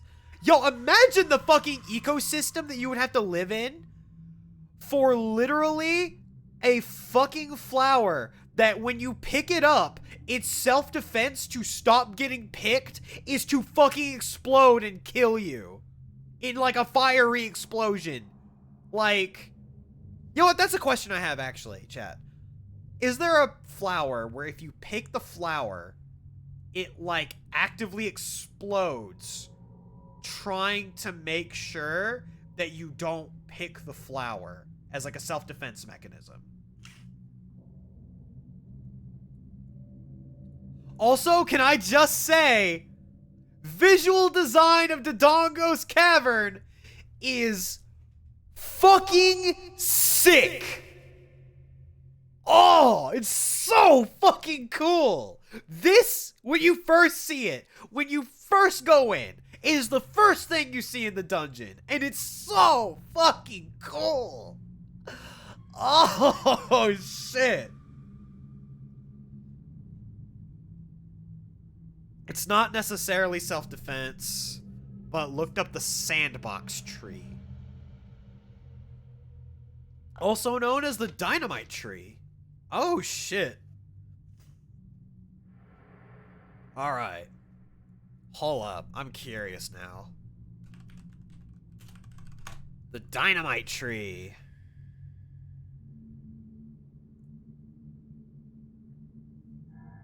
Sandbox trees can grow 60 meters.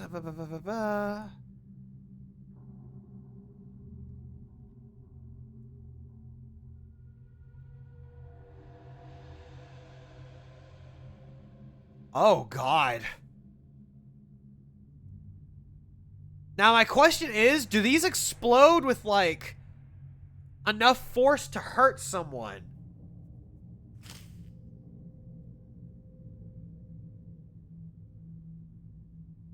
$70 meters per. Holy shit! They launch seeds at 160 miles per hour! Holy shit! Yo, the Dynamite Tree is metal! Holy fuck! Yo, I'm about that. Alright. The Gorons have been blocked from their favorite rockeries ever since King Dadongo appeared and moved into the cavern. Only when Link threw a bomb at the entrance to the cavern did hope reappear on the faces of the Gorons. But now the question is, why the fuck didn't the Gorons come in to help me? They could have fucking come in and been like, oh, hey, Link, looks like you need some help there, buddy. You're helping us get these rocks back. Least we can do is come on in with you and make sure that you don't get stabbed to death by these lizard-false fellas. In a room with hexagonal blocks, Link met a pair of Lizafulse. Things were looking dim until he remembered the Deku nuts he carried. He threw a nut at his foe, and the creature froze just long enough for Link to strike. It's the thing you'd find on Katachan in 40k. Oh god. Paralysis flowers feel like a common thing in like in just like a video game type setting. Hold up.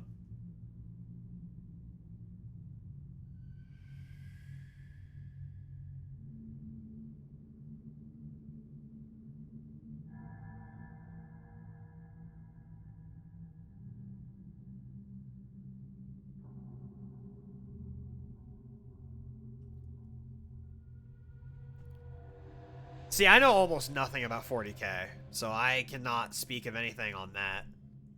I just know that the minis look really cool, but the plastic addiction that I ran into is just Gunpla. Literally volatile creatures. The creature is easily startled, and anything it finds threatening is liable to cause it to explode in a cloud of toxins, which kills anything within a very wide 1 kilometer area. Ah, the barking toad toxin is violent enough that even respirations in sealed suits, such as power armor, offer no protection, and no other known substance can halt its destruction. Jesus Christ! That's horrifying! What the fuck? Why? Why would nature ever create something that horrifying, even in the world of 40K? Ah! Alright, so now we're getting into the dungeon itself. Inside the first chamber, Link noticed several Beamos and bomb flowers, not to mention a bubbling pool of lava. He skirted the lava lake along the left side at first, then climbed a ladder to the higher level. He bombed 2 doors and a Beamos, and found the dungeon map. Next, he went to the right side, defeated another Beamos, and opened 2 more blocked doors. Is the 40K version of Australia. Yo, man, Australia, like, I'm gonna say there are 2 places on Earth that scare me more than anything else. It's Australia and Florida. Fuck both of those places. Granted, Florida scares me for like 5 reasons, and Australia only really scares me for like 1. And that's like all of the wildlife. Meanwhile, Florida has like the entirety of the Everglades, and I'm just like, that's like a mini Australia. Fuck that. Plus, I have to deal with like every single shitty political opinion that comes in Florida, and I'm like, nah, I'm good. Link defeated several baby Dadongos before reaching a gated door. When he stood on the nearby switch, the gate bars raised, but they slammed down when he stepped away.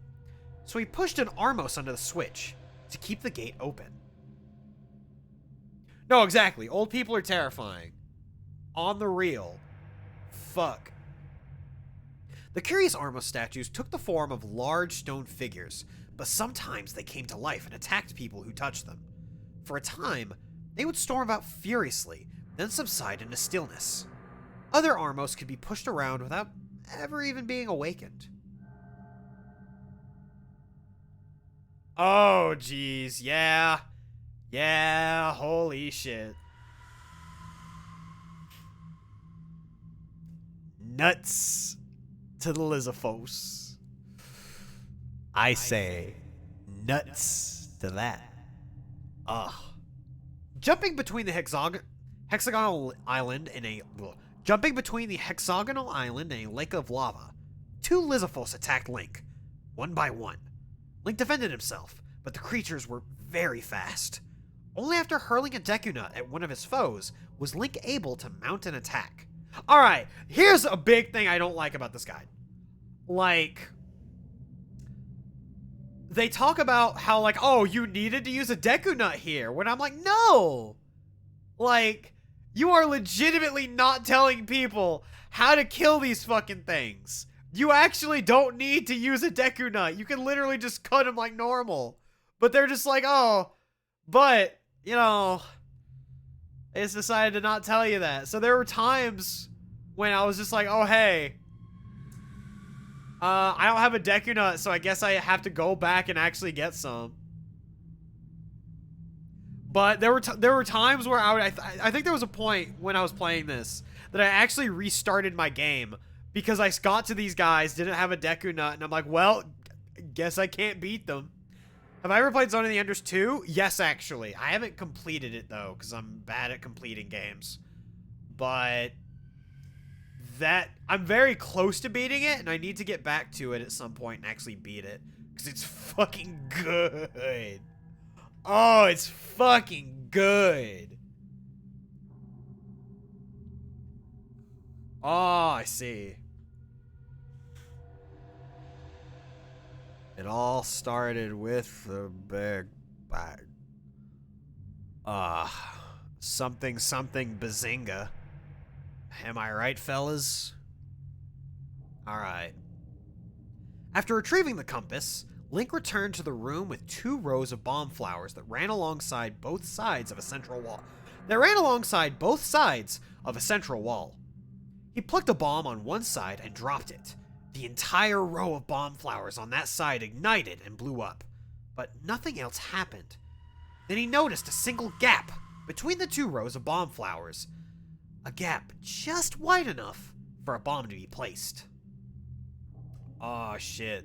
Here comes the maze of blades. And this is the part where you get Egoraptor bitching about like waiting.jpg. Link faced a room filled with swift razor traps, trademark, that sliced along the narrow passages below. He jumped into a short side passage where no blades moved, then waited for another blade to pass before skipping to the far side. There, he pulled a block out of the wall and climbed to the exit, breathing a sigh of relief. Yo, I'd like to actually think about that now. Imagine getting hit by one of those blade traps and just getting your shins cut up to fucking pieces. Especially as a 10-year-old. That would fucking suck. Alright. Chambers of Fire. Link came to a room where a roaring fire on a platform blocked the far side. There's no way to reach the exit except to cross the platform, and no way to survive the scorching flames. Above the exit, he saw a switch with an eye embedded in the center. It seemed to be watching him, waiting for him to act. He wanted to make the eye close and leave him alone. Yo, that's actual characterization. I like that. Link's like, no, fuck you. I'm not dealing with this. Stop staring, you motherfucker. I got places to go. It's called riding a scooter trying to do a trick, and it bashes your ankle. I'm being targeted. No, exactly. I just felt it. I just felt it happen. Fuck. That's evil. Link and the eye drops. A narrow bridge spanned the heights of the great chamber above the giant Dadongo skull. Somehow, he had to open a door in that fortress of bone to reach the innermost sanctum of the cave. When he reached a two gaps in the bridge, is that really how that's written? When he reached a 2 gaps in the bridge, that's a little... I don't know if that's actually correct. It just sounds weird. Link peered down one hole at the skull. He was directly over one of the empty eye sockets. He could have dropped a bomb into the socket if he wanted. It was tempting. Link's pulling out a bomb and he's like, do I? Yeah, fuck it. Like the way that that's written just now. It's exactly like Link has a bomb in one hand and the thinking emoji in the other, and he's just like, and then he just drops the bomb and immediately switches to a fucking pog face. Oh man. The end was near. Link could sense it in the thick air and hear it in the cries of the geese that flew in flaming circles above him. But there was a puzzle here. A large square hole in the floor suggested that a block would fit into it. But the only block was out of reach. Following side tunnels and moving other stones, Link eventually reached the block and pushed it into the hole. Door opened, beckoning him to his fate. That's right. I think you actually don't have boss keys in the first 3 dungeons. That's right. I don't think you actually get... Wait. Yeah, I don't think there's a boss key in these first 3 dungeons. Either that or there might be a boss key in the 3rd. I don't think there is. I think those don't actually show up until the 4th dungeon. Oh, Nelly. Alright. It's time, though. Time for the tension. There it is. That's right, I forgot that was a YouTube one. Let's go.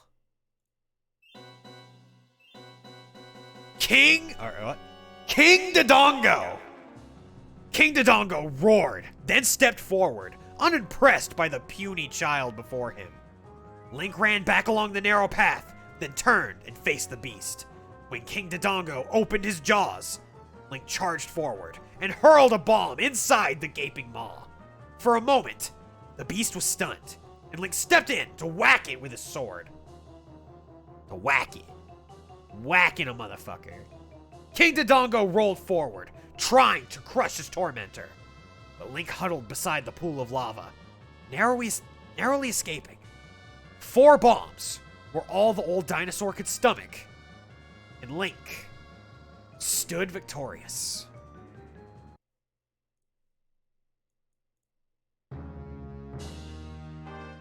Yeah! Man, this is the weirdest Ocarina of Time playthrough I've ever done.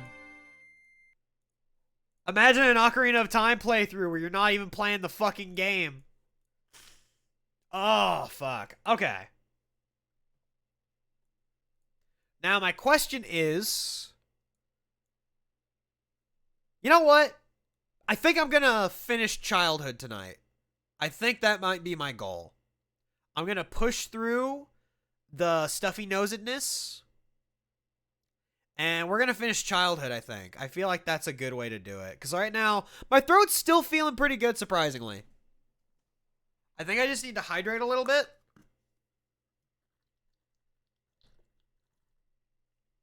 And you mean a Something Awful's forum playthrough? I mean, you're right, actually. This is literally a Something Awful forum. Let's play. Yo, have we finally reached the precipice where the SA forum playthroughs and like a live Twitch stream are literally the same thing? Is this just some Bizarro World shit? Holy fuck. Yo, Zelda Battle Royale would... Okay, you know what? I'm about to go on a quick little break, but hear me out on this. Zelda Battle Royale, you are given a randomized dungeon, and 20 people have to race to see who can get through the dungeon first. That would be sick. And like, you're all going through the same dungeon, so if someone solves a puzzle, then like other people can like take advantage of that and then like skip ahead. Yeah, so like Mario 99, but you're solving a 3D Zelda dungeon. Like, tell me that wouldn't be sick. Tell me that wouldn't be sick. And then make sure that it's also available past March 30th. Because fuck Nintendo. Oh, that'd be a hella bitch to code. It'd be a hella bitch to code, but it'd be fun as shit. Alright. Give me like 5-ish minutes, though. I will be back momentarily to clear my head of any bullshit. So, BRB, gang.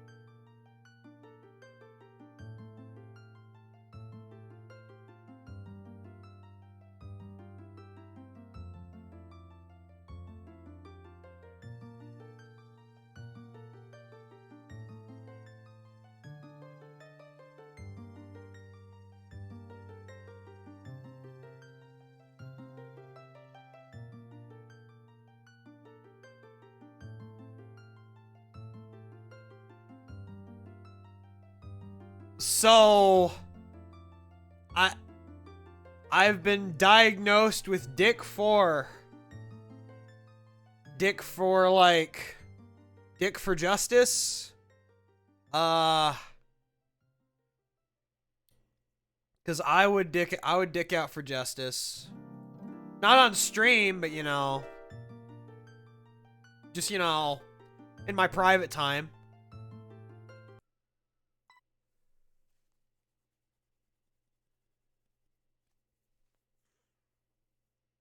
Just ask you what it is? Nah, I think I'm good. I don't think I'm gonna fall for that trap.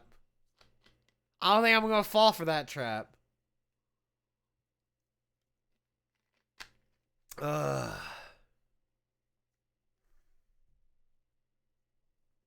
Because it's too easy. Meanwhile, I contracted ligma ages ago. Like, that's just how it is. But okay. Zora's River. To the east of Kakariko Village, flowed a river of sacred water from Zora's fountain. Navi informed Link that the Zoras were a civilization of fish people that held the final spiritual stone. Determined to unlock the Temple of Time with all 3 stones, Link trudged upstream to find them and the source of their river. Link jumped across the river to the left bank to begin an upstream journey to the Zoras. After blowing up the rock that blocked his path, he encountered a cellar of magic beans, as well as a dead end. Link could not jump or climb over the gate behind the man, and the river's current was too strong for a boy of his size to challenge. Link resolved to jump to the right bank, and after several unsuccessful attempts, he figured the gap was too wide to cross. A few steps in front of the gate, Link noticed a circle of rocks. No grass grew on the section of riverbank, no grass grew on the section of riverbank beside it. It was not until Link leapt from the sandy shore did he make it to the other side. Now, I like the idea of Link being like, oh, I think I can make this, and him jumping like 5 times and eating shit every single time. And I like that the guide just sort of implies that, yeah, Link just kind of ate shit. He had to deal with that. That is definitely a mood. Oh, anytime I see a framing of a joke being like, ask what blank is, and I'm just like, you're not getting me with that shit. I wasn't born yesterday. I know what the internet is. Link and the Beanstalk. As Link traveled up the river, he came upon an iron gate where a portly man was selling magic beans. Link was better at chopping down plants than growing them, but he decided to try his hand at gardening anyway, and purchased the beans. Not much sprouted up when he planted them in the square patch of ground beside the man, but when Link returned years later, his tiny plant had grown into a magical leafy transport that he could ride upstream. Oh yeah, and they actually add a little bit of lore to the magic beans, which is really nice. Nomads cultivated magic plants to make their travels easier. When they buried the seeds in hallowed ground, the magic beans sprouted into floating plants that would fly the travelers to their destinations. God, it really feels like I'm doing the Tales of retrospective right now, but just live. Yo! Oh, this concept art is so cute! The eyes are a little buggy, but other than that, this is like really nice looking. Oh man. That's actually super cute. Holy shit. And it looks nothing like the N64 frogs. Why don't they show me the N64 frogs? Those fucking cowards.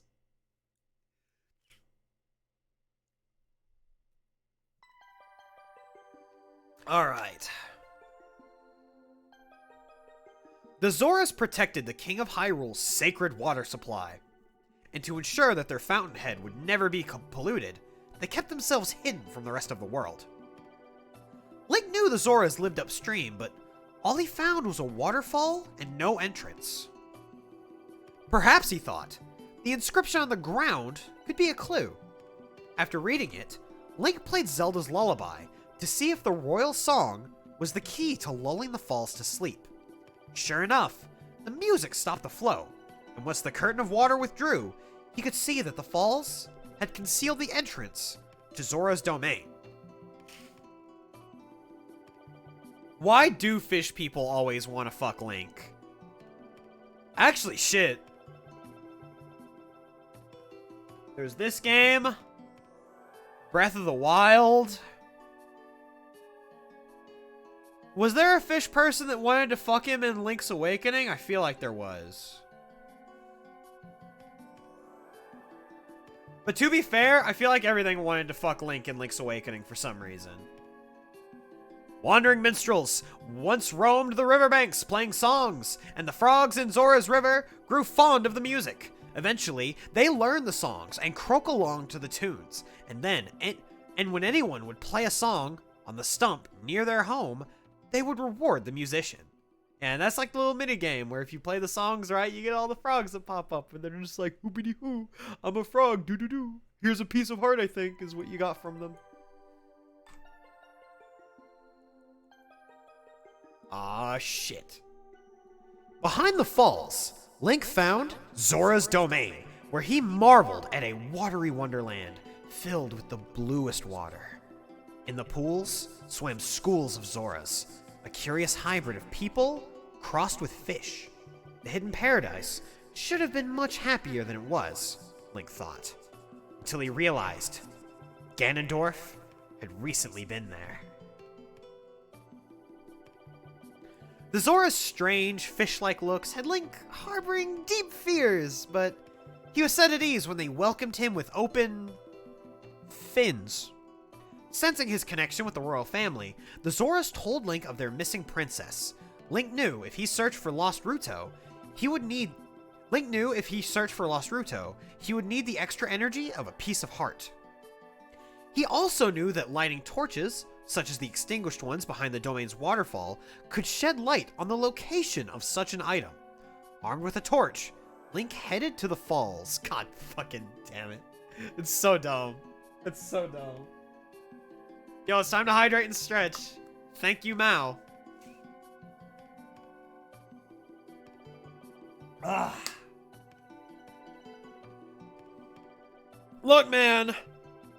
Link is probably super racist. Oh, shit. Here we go. Here we go. What? Alright. Hang on. If I'm gonna do the funny a week, how far can I zoom in? How far? Oh, shit! Too far! Too far! Too far! Ah! I broke it, guys! Abort! Abort! Oh, God. We have strayed too far from God's path. Okay.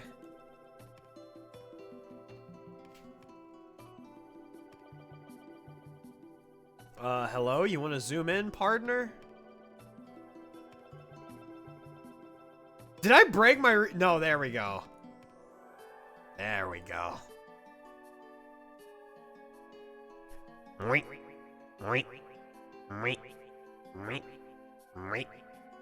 Oh, hang on, actually.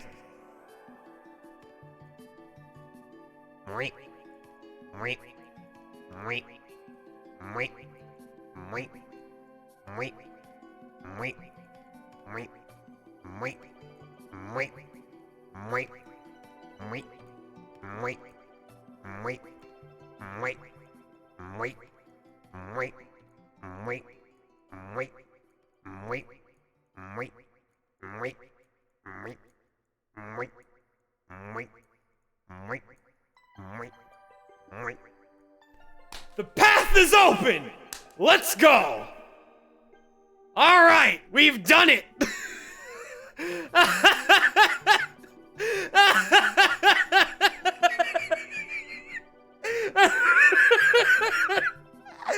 You know, I don't care if it was funny to anyone else. It was very funny to me.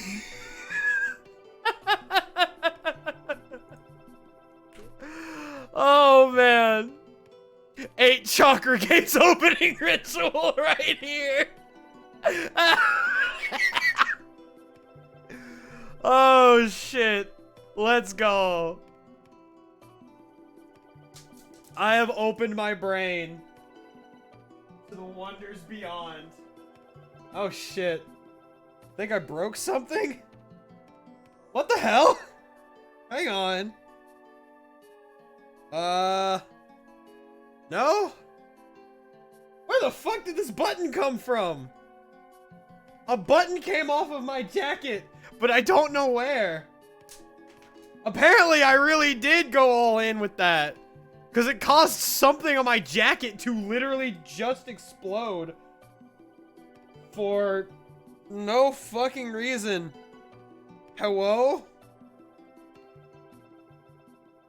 I'm lost and confused. Someone send help. Schools of Zora followed under the leadership of the King Fish. Though Lord Jabu-Jabu was the domain's patron deity, King Zora was the ruling monarch. At times he seemed to a little too much blubber in his head, but nevertheless, the bumbling king commanded respect from the Zoras. Rip the jacket. Can't clip it? Ah, damn. Don't worry about it, homie. We'll get it clipped. Oh, no, Mal already got it clipped. We're good. Mal's already clipped it. He's on that shit. Alright, let's control F. And... not zoom in that close. God fucking damn it.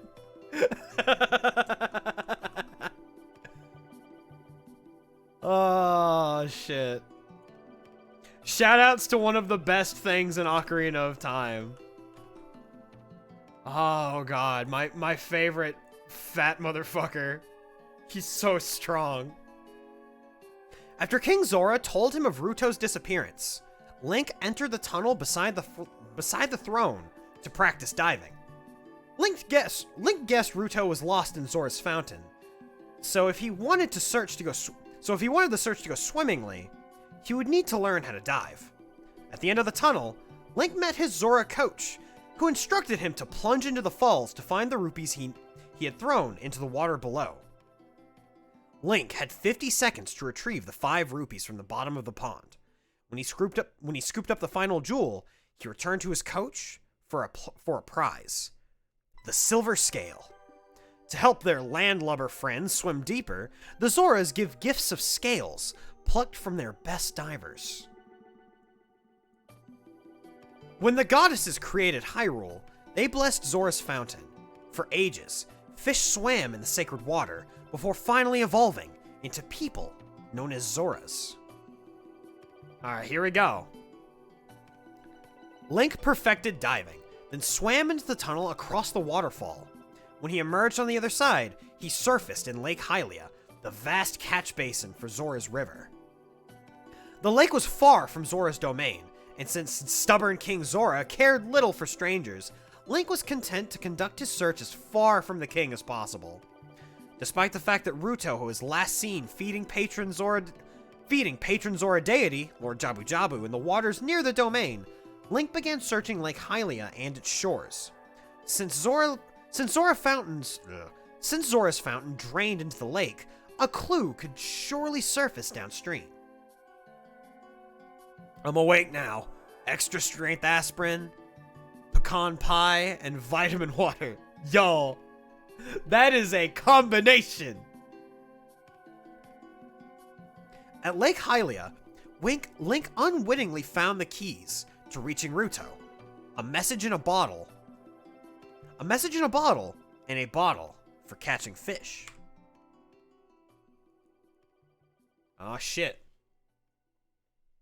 Lake Hylia.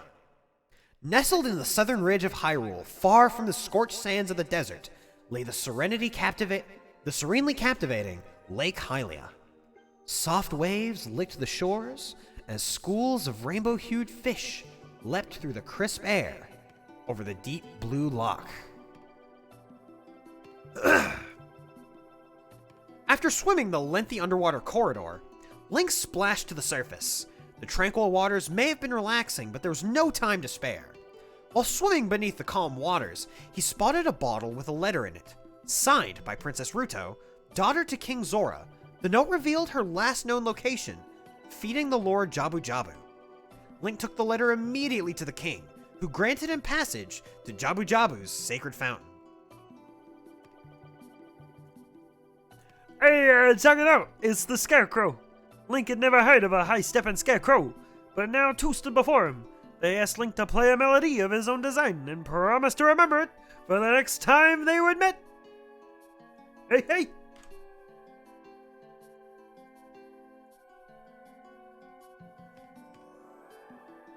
Oh shit, that's right. You actually can get the golden scale, like, really early on. Oh, fuck. Fishing Lake Hylia was a popular sport. A 6-pound fish was the record, and prizes awaited anybody who could best it. Fishermen speculated that lurkers weighing upwards of 12 pounds swam in those blue waters, but none had managed to pull one for themselves. Link was a novice fisherman, but he learned that sharply yanking the pole to the left and right while speedily reeling in the line was the surest way to hold on to the bigger catches. When young Link tamed a record-setting fish, he claimed a piece of heart. As an adult, Link landed a true lunker, earning the coveted gold scale. Even with that prize in hand, Link still knew there were bigger fish to fry. With the help of a special lure, Link caught the loch, or loach? The largest fish the pond had to offer. And I guess, okay, you get the gold scale as an adult. I'm just a dummy. To be fair, I don't think I have actually played Ocarina of Time in like a decade. Jabu-Jabu's belly. Alright, and I think at this point I can stop playing this theme and go into... What the hell? Potion shop, Temple of Time. What the fuck? What you mean you don't got Lord Jabu-Jabu's theme? What is this bullshit? Yo, the Ocarina of Time 3D soundtrack sucks. Don't at me. It has like half the tracks.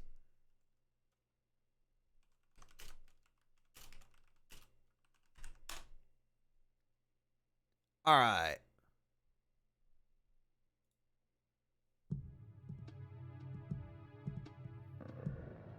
Alright, I had to make sure that I wasn't looking at like the meme ones. There we go. I know the dungeon's literally like ambiance, but like it's some good ass ambiance. And that's perfect for a stream like this. Lord Jabu-Jabu, the deity of the Zoras, was a mammoth fish that resided in a secluded fountain behind King Zora's throne. The Leviathan was covered in ornate markings that symbolized his exalted position in the Zora culture. The sacred being had recently become bitterly sick, and the cause was a mystery. The quickest way to a deity's heart. As Link gazed up at the hulk of gills and scales, he could not believe where his adventure was going to take him next. Princess Ruto had somehow been swallowed by Lord Jabu-Jabu, and if he was going to rescue her for King Zora, he was going to have to enter the belly of the great fish. The only remaining question was how to get Jabu-Jabu to open his mouth so Link could slip inside. If Jabu-Jabu had no qualms about swallowing a princess... Oh, what the fuck? I didn't hit loop! Ah! There we go. That was the water temple theme! I don't need that shit! Get that shit out of my face! If Jabu-Jabu had no qualms about swallowing a princess, maybe a fishy snack could convince the giant to open wide. And then you get the cool ass cutscene of Link getting fucking vored. Oh my god. Just Link gets vored by Great Jabu-Jabu, it cuts to black, and then you get the Dark Souls "you died" text. There you go. That's the whole joke.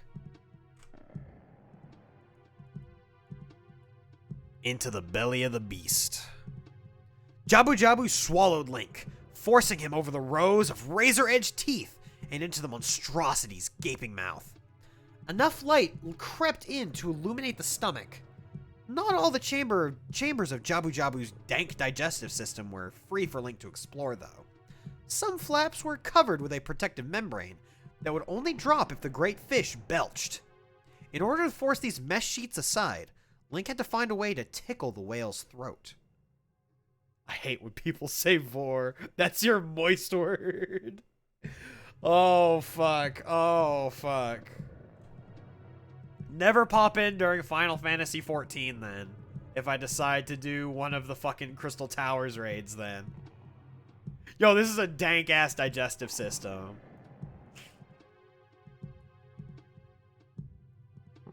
Skulking in the belly of Jabu-Jabu were deadly Octoroks. These bouncing, 8-armed freaks didn't squirt ink like a regular octopus. Instead, they spit rocks. Yeah, exactly. Cerberus is om nom nom, motherfucker. It's great. Jesus Christ, I hate this. So before anything else, King Zora's most trusted advisor, Lord Jabu-Jabu, was somewhat of a mystery to Hyrule. What did he come from? Why is he here? What was known, though, was that the bloated deity wasn't a picky eater and would consume anything presented in front of him. Fish, crates, princesses, and speaking of which, the fair yet feisty daughter of King Zora was a stubborn girl who refused help whenever it was offered. Despite her strong sense of independence, Ruto had a yearning to feel true love. When she discovered that Link had braved the foul stomach of Lord Jabu-Jabu to rescue her, she felt a stirring in her heart. Fucking...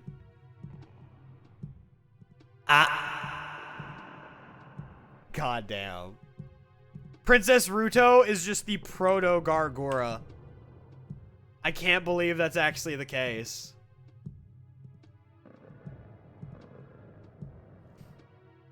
The extra eyes are disconcerting. Are we talking about Jabu-Jabu, or did Ruto have extra eyes? Hold up. Ah! Damn it! No, I've never noticed those! I hate it!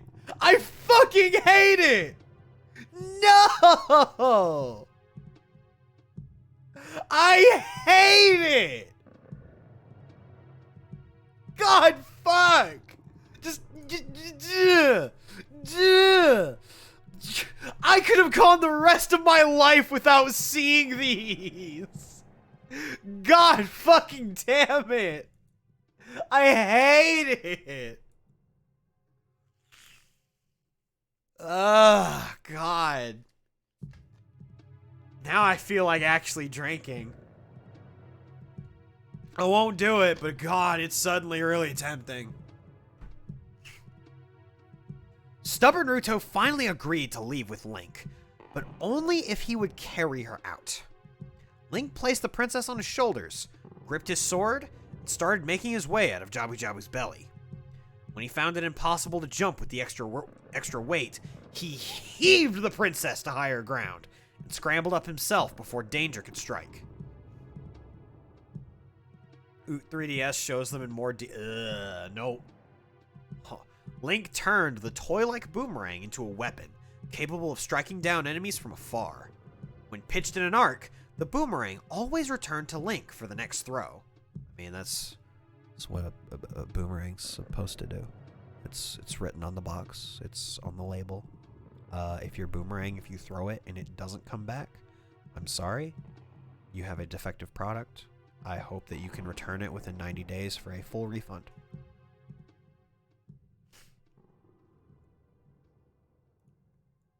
You know what, Alex? I don't want to think about that.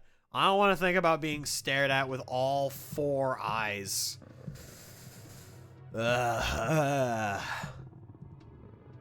Just as Link stepped into a side pocket in Jabu-Jabu's intestine, stingers ascended from the floor.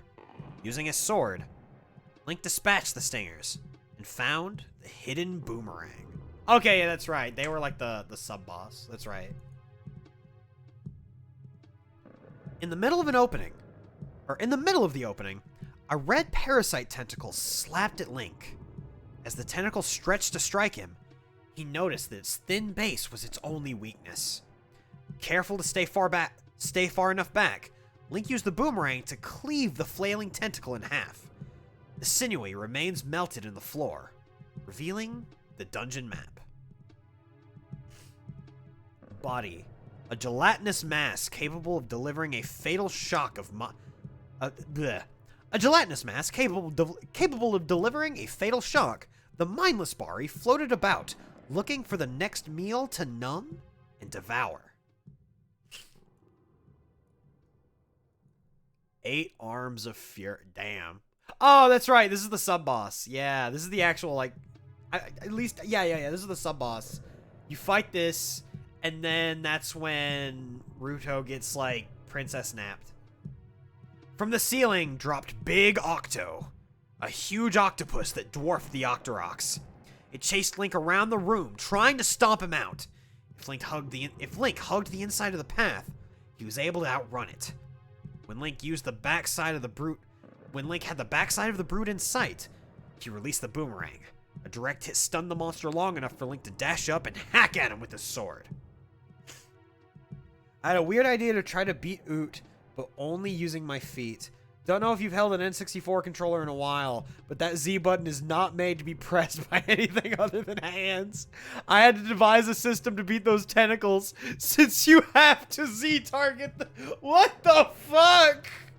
Why would you only play Ocarina of Time with your feet?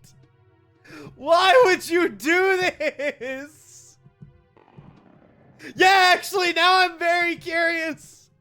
Did you actually beat the game with the stipulation of only using your feet? I feel like at that point you may as well have played through the GameCube version. Oh my god. Wait, this is current?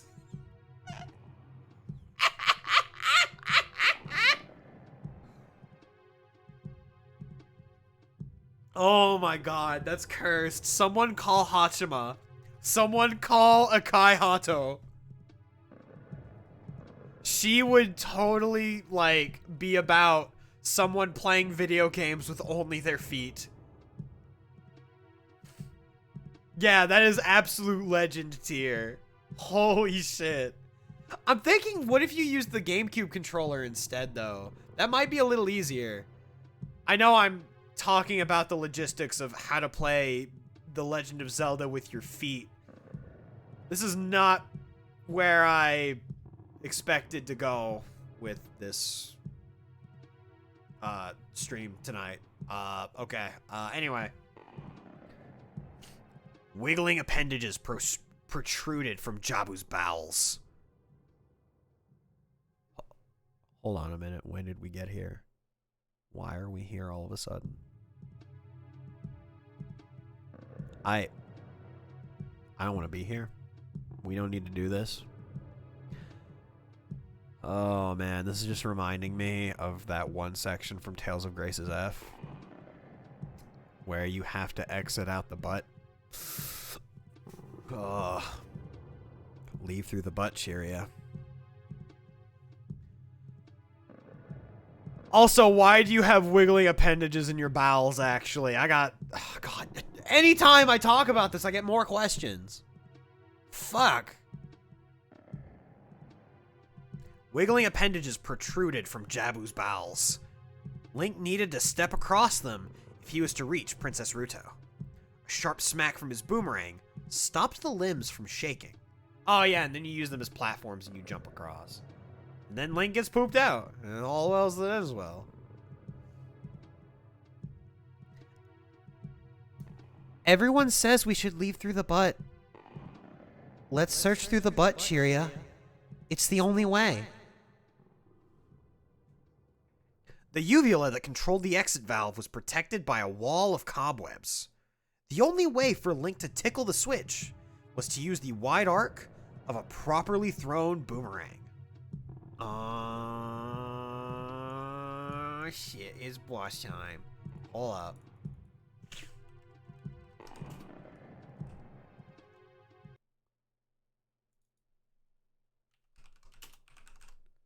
Does Bar Knight have his own theme or no? I guess not.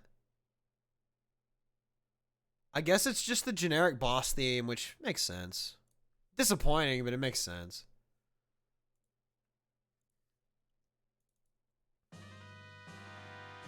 Baronade. Baronade. A nucleus of throbbing nerves, surrounded by a living shell of Bari, was the only thing that stood between Link and the exit from Jabu-Jabu's digestive system.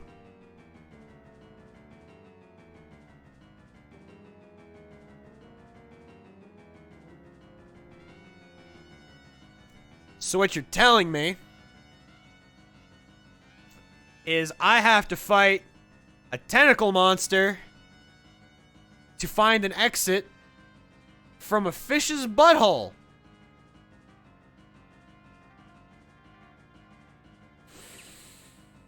Weighing my options here. What do I want? I feel like at this point it might be better to just die. Personally. But anyhow. Link used his boomerang to weaken the giant jellyfish's defense. Baronade started spinning, reaching out towards Link with arms of electricity and hands of Bari. Link dashed ahead, slashing through the Bari as quickly as possible before they could retract and protect the nucleus. Once Baronade's brain was exposed, Link ran in close and thrust his sword into the quivering mass. Link only had a short amount of time before more Bari came to their master's rescue. And then... okay, so we killed it. So you know what that means.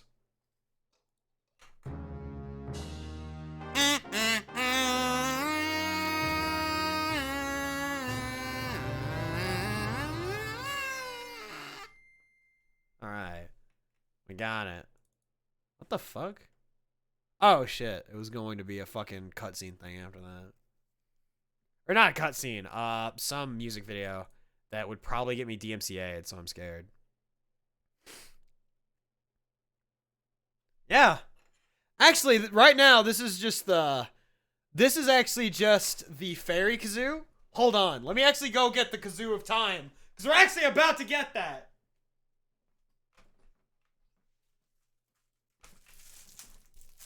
Alright.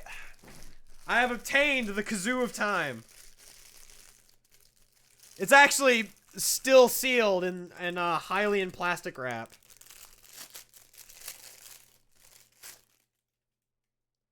There we go. We have obtained ourselves the kazoo of time. Actually, you know what? Fucking... Yeah, they don't have the "you got an item" theme. But just imagine the da-na-na-na when I hold that up. There we go. Use your imagination on that one, because I am not funny enough to have thought of doing that before I got up to grab the blue kazoo. Alright, but let me see here.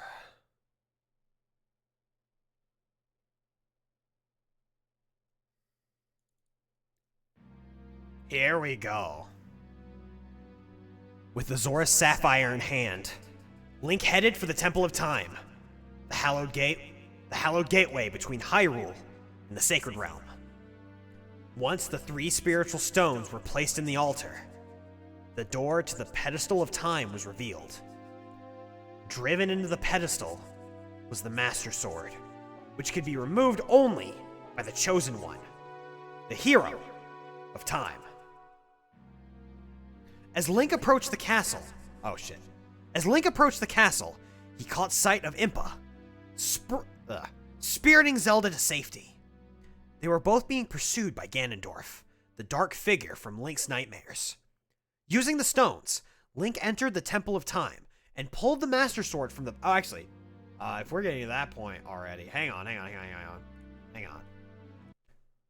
So we got the Ganondorf, ha ha ha ha. But now...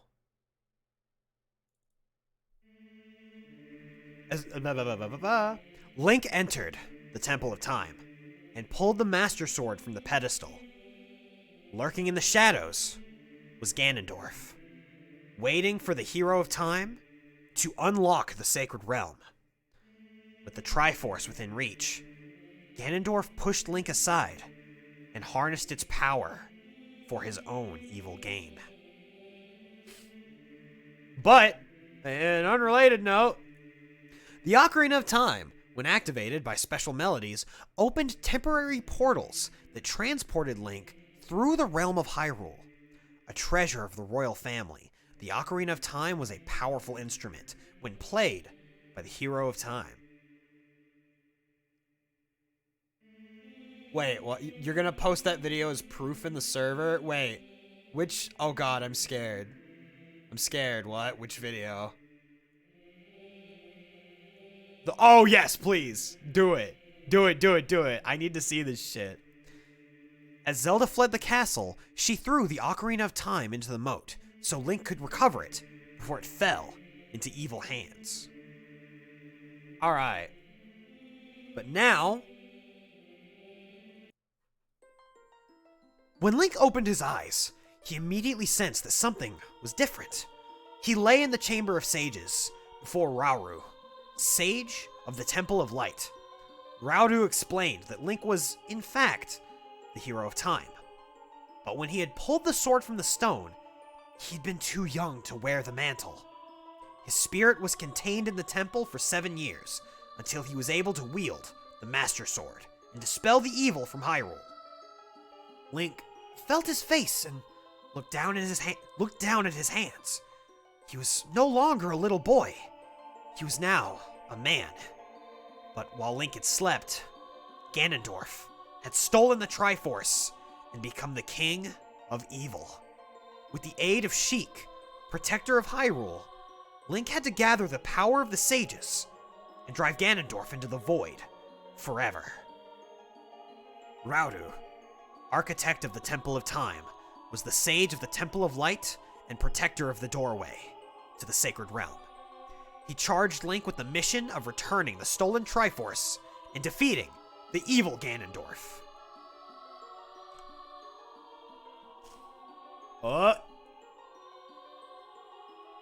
Oh shit.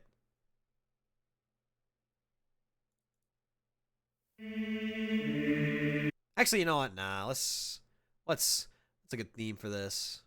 Actually, I think I know what.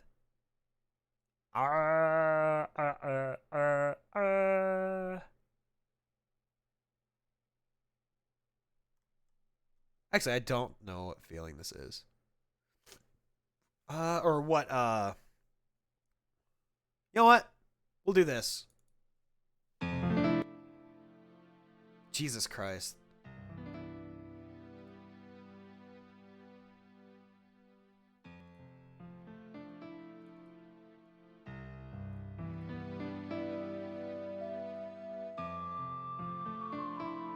The Hero of Time. After the long sleep, following his faithful meeting with Ganondorf in the Temple of Time, Link found himself in an altered world. Here, it seemed the evil shadowed every corner, and the carefree Hyrule of his youth was nowhere to be seen. Link set out to face far greater peril than he could ever have imagined, as he searched for the sages who held the key to rescuing the land. In the end, he would travel across Hyrule. Oh god, that's a little loud? Wow, my pacing's fucked. In the end, he would travel across Hyrule, from the Forest Temple to Ganondorf's castle. Would his new skills and magic be enough to save Hyrule? He could only hope. And there we go. We have made it through childhood's end. the fucking good and hen arc of Ocarina of Time.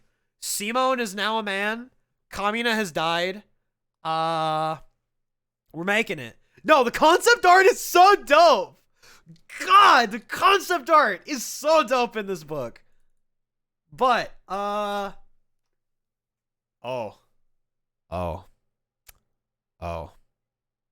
You're here. I don't like you. I don't like you at all. You can fuck right off. You need to fuck off. Get the fuck out of here and never return. Never come back. You're not wanted. You're not loved. Please leave. Thank you. Alright, it's off the page. I feel better now. Okay. But, you know what? It's midnight. I did that for about 2 hours and 41 minutes. Think this is a good place to cut for now. Because I feel like for a stream like this, if I go for a really long amount of time, I will start to get drained. As well as the fact that, like, as I start to get drained, my reading comprehension is going to be a little fucked up. So, I think we can cut here for tonight. I know this was a really experimental, like, weird type of stream. But I'm just going to ask right now, what did everyone think of this, actually? Because I've been wanting to do something like this for... No, it's so sick, Amu. Ocarina of Time concept art's fucking sick. But what was everyone's thoughts on this? Is a stream like this... Because I know I was having a fun time. I was absolutely loving it. So I definitely would want to... I want to finish this book, at the very least. But, like, this read-along shit. Hopefully the only thing I'm ever afraid of is if my voice gets grating on people. But by the sounds of it, people didn't seem to think so, question mark. Alright, cool. It's good to know. But yeah, this is definitely the type of shit that I can work with, because it's like, I actually really like doing VO, and I don't get as many opportunities to do it and practice it as I would like. And it's hard to do it when to do VO, it usually also involves having to do a lot of video production shit. No, exactly. That's what I do is usually I would limit myself to about 2.5 hours for VO shit, essentially, at most. But yeah, okay. Cool. If this is something that people are actually liking, because I know I'm having fun doing it, then I will do this every Friday for the next couple weeks, because we still have a chunk of book left. Like, spoilers for Ocarina of Time, I guess. But I know we have a good chunk of this left. Oh, God. And then... Oh, wow. Hold up.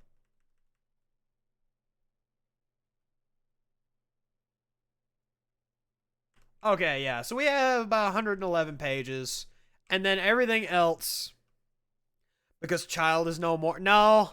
My plan is, whenever I get back to Genshin, I'll probably just save up and wait for Child to come back. Because I fucked up, and I just haven't been in the mood to play Genshin. And so I missed all of the cool shit. But I also don't give a shit about Zhongli. So... I was basically a fool. Also, before I go, I was gonna remark on this anyway. But fuck! Look at how cool this is! Look at how fucking cool this is! The concept art for this game goes fucking in! Oh my god! Dude, the concept art for Ocarina of Time, like, is one of the reasons why I think anime is the coolest shit ever. No joke. Like, and Morpha, when I first ran into Morpha, this artwork is the reason why I thought Morpha was fucking terrifying. Like, oh, it's so good. Goddamn. Ocarina of Time official art, oh, fucking fantastic. But okay. You know what? Nice to know that people still think that my VO voice is good. Because I absolutely adore doing it. But I guess, who is a good... Oh, you know, my boy Iblis is playing Donkey Kong Country 2, and I think that that's a co-op thing he's doing. So you know what? We're gonna raid my boy Iblis. But I'll be back tomorrow with more Digimon World Next Order. And that's gonna be like just another cozy stream. My 2 current Digimon are probably gonna die like very soon. So that's gonna be... We'll be sure to put on a funeral using the Kazoo of Time. But at this point, I'm gonna head off for the night so I can get a little more work done. And then go to sleep at a reasonable hour. So, at this point, have a good one, everybody. Take it easy and say hello to Iblis for me.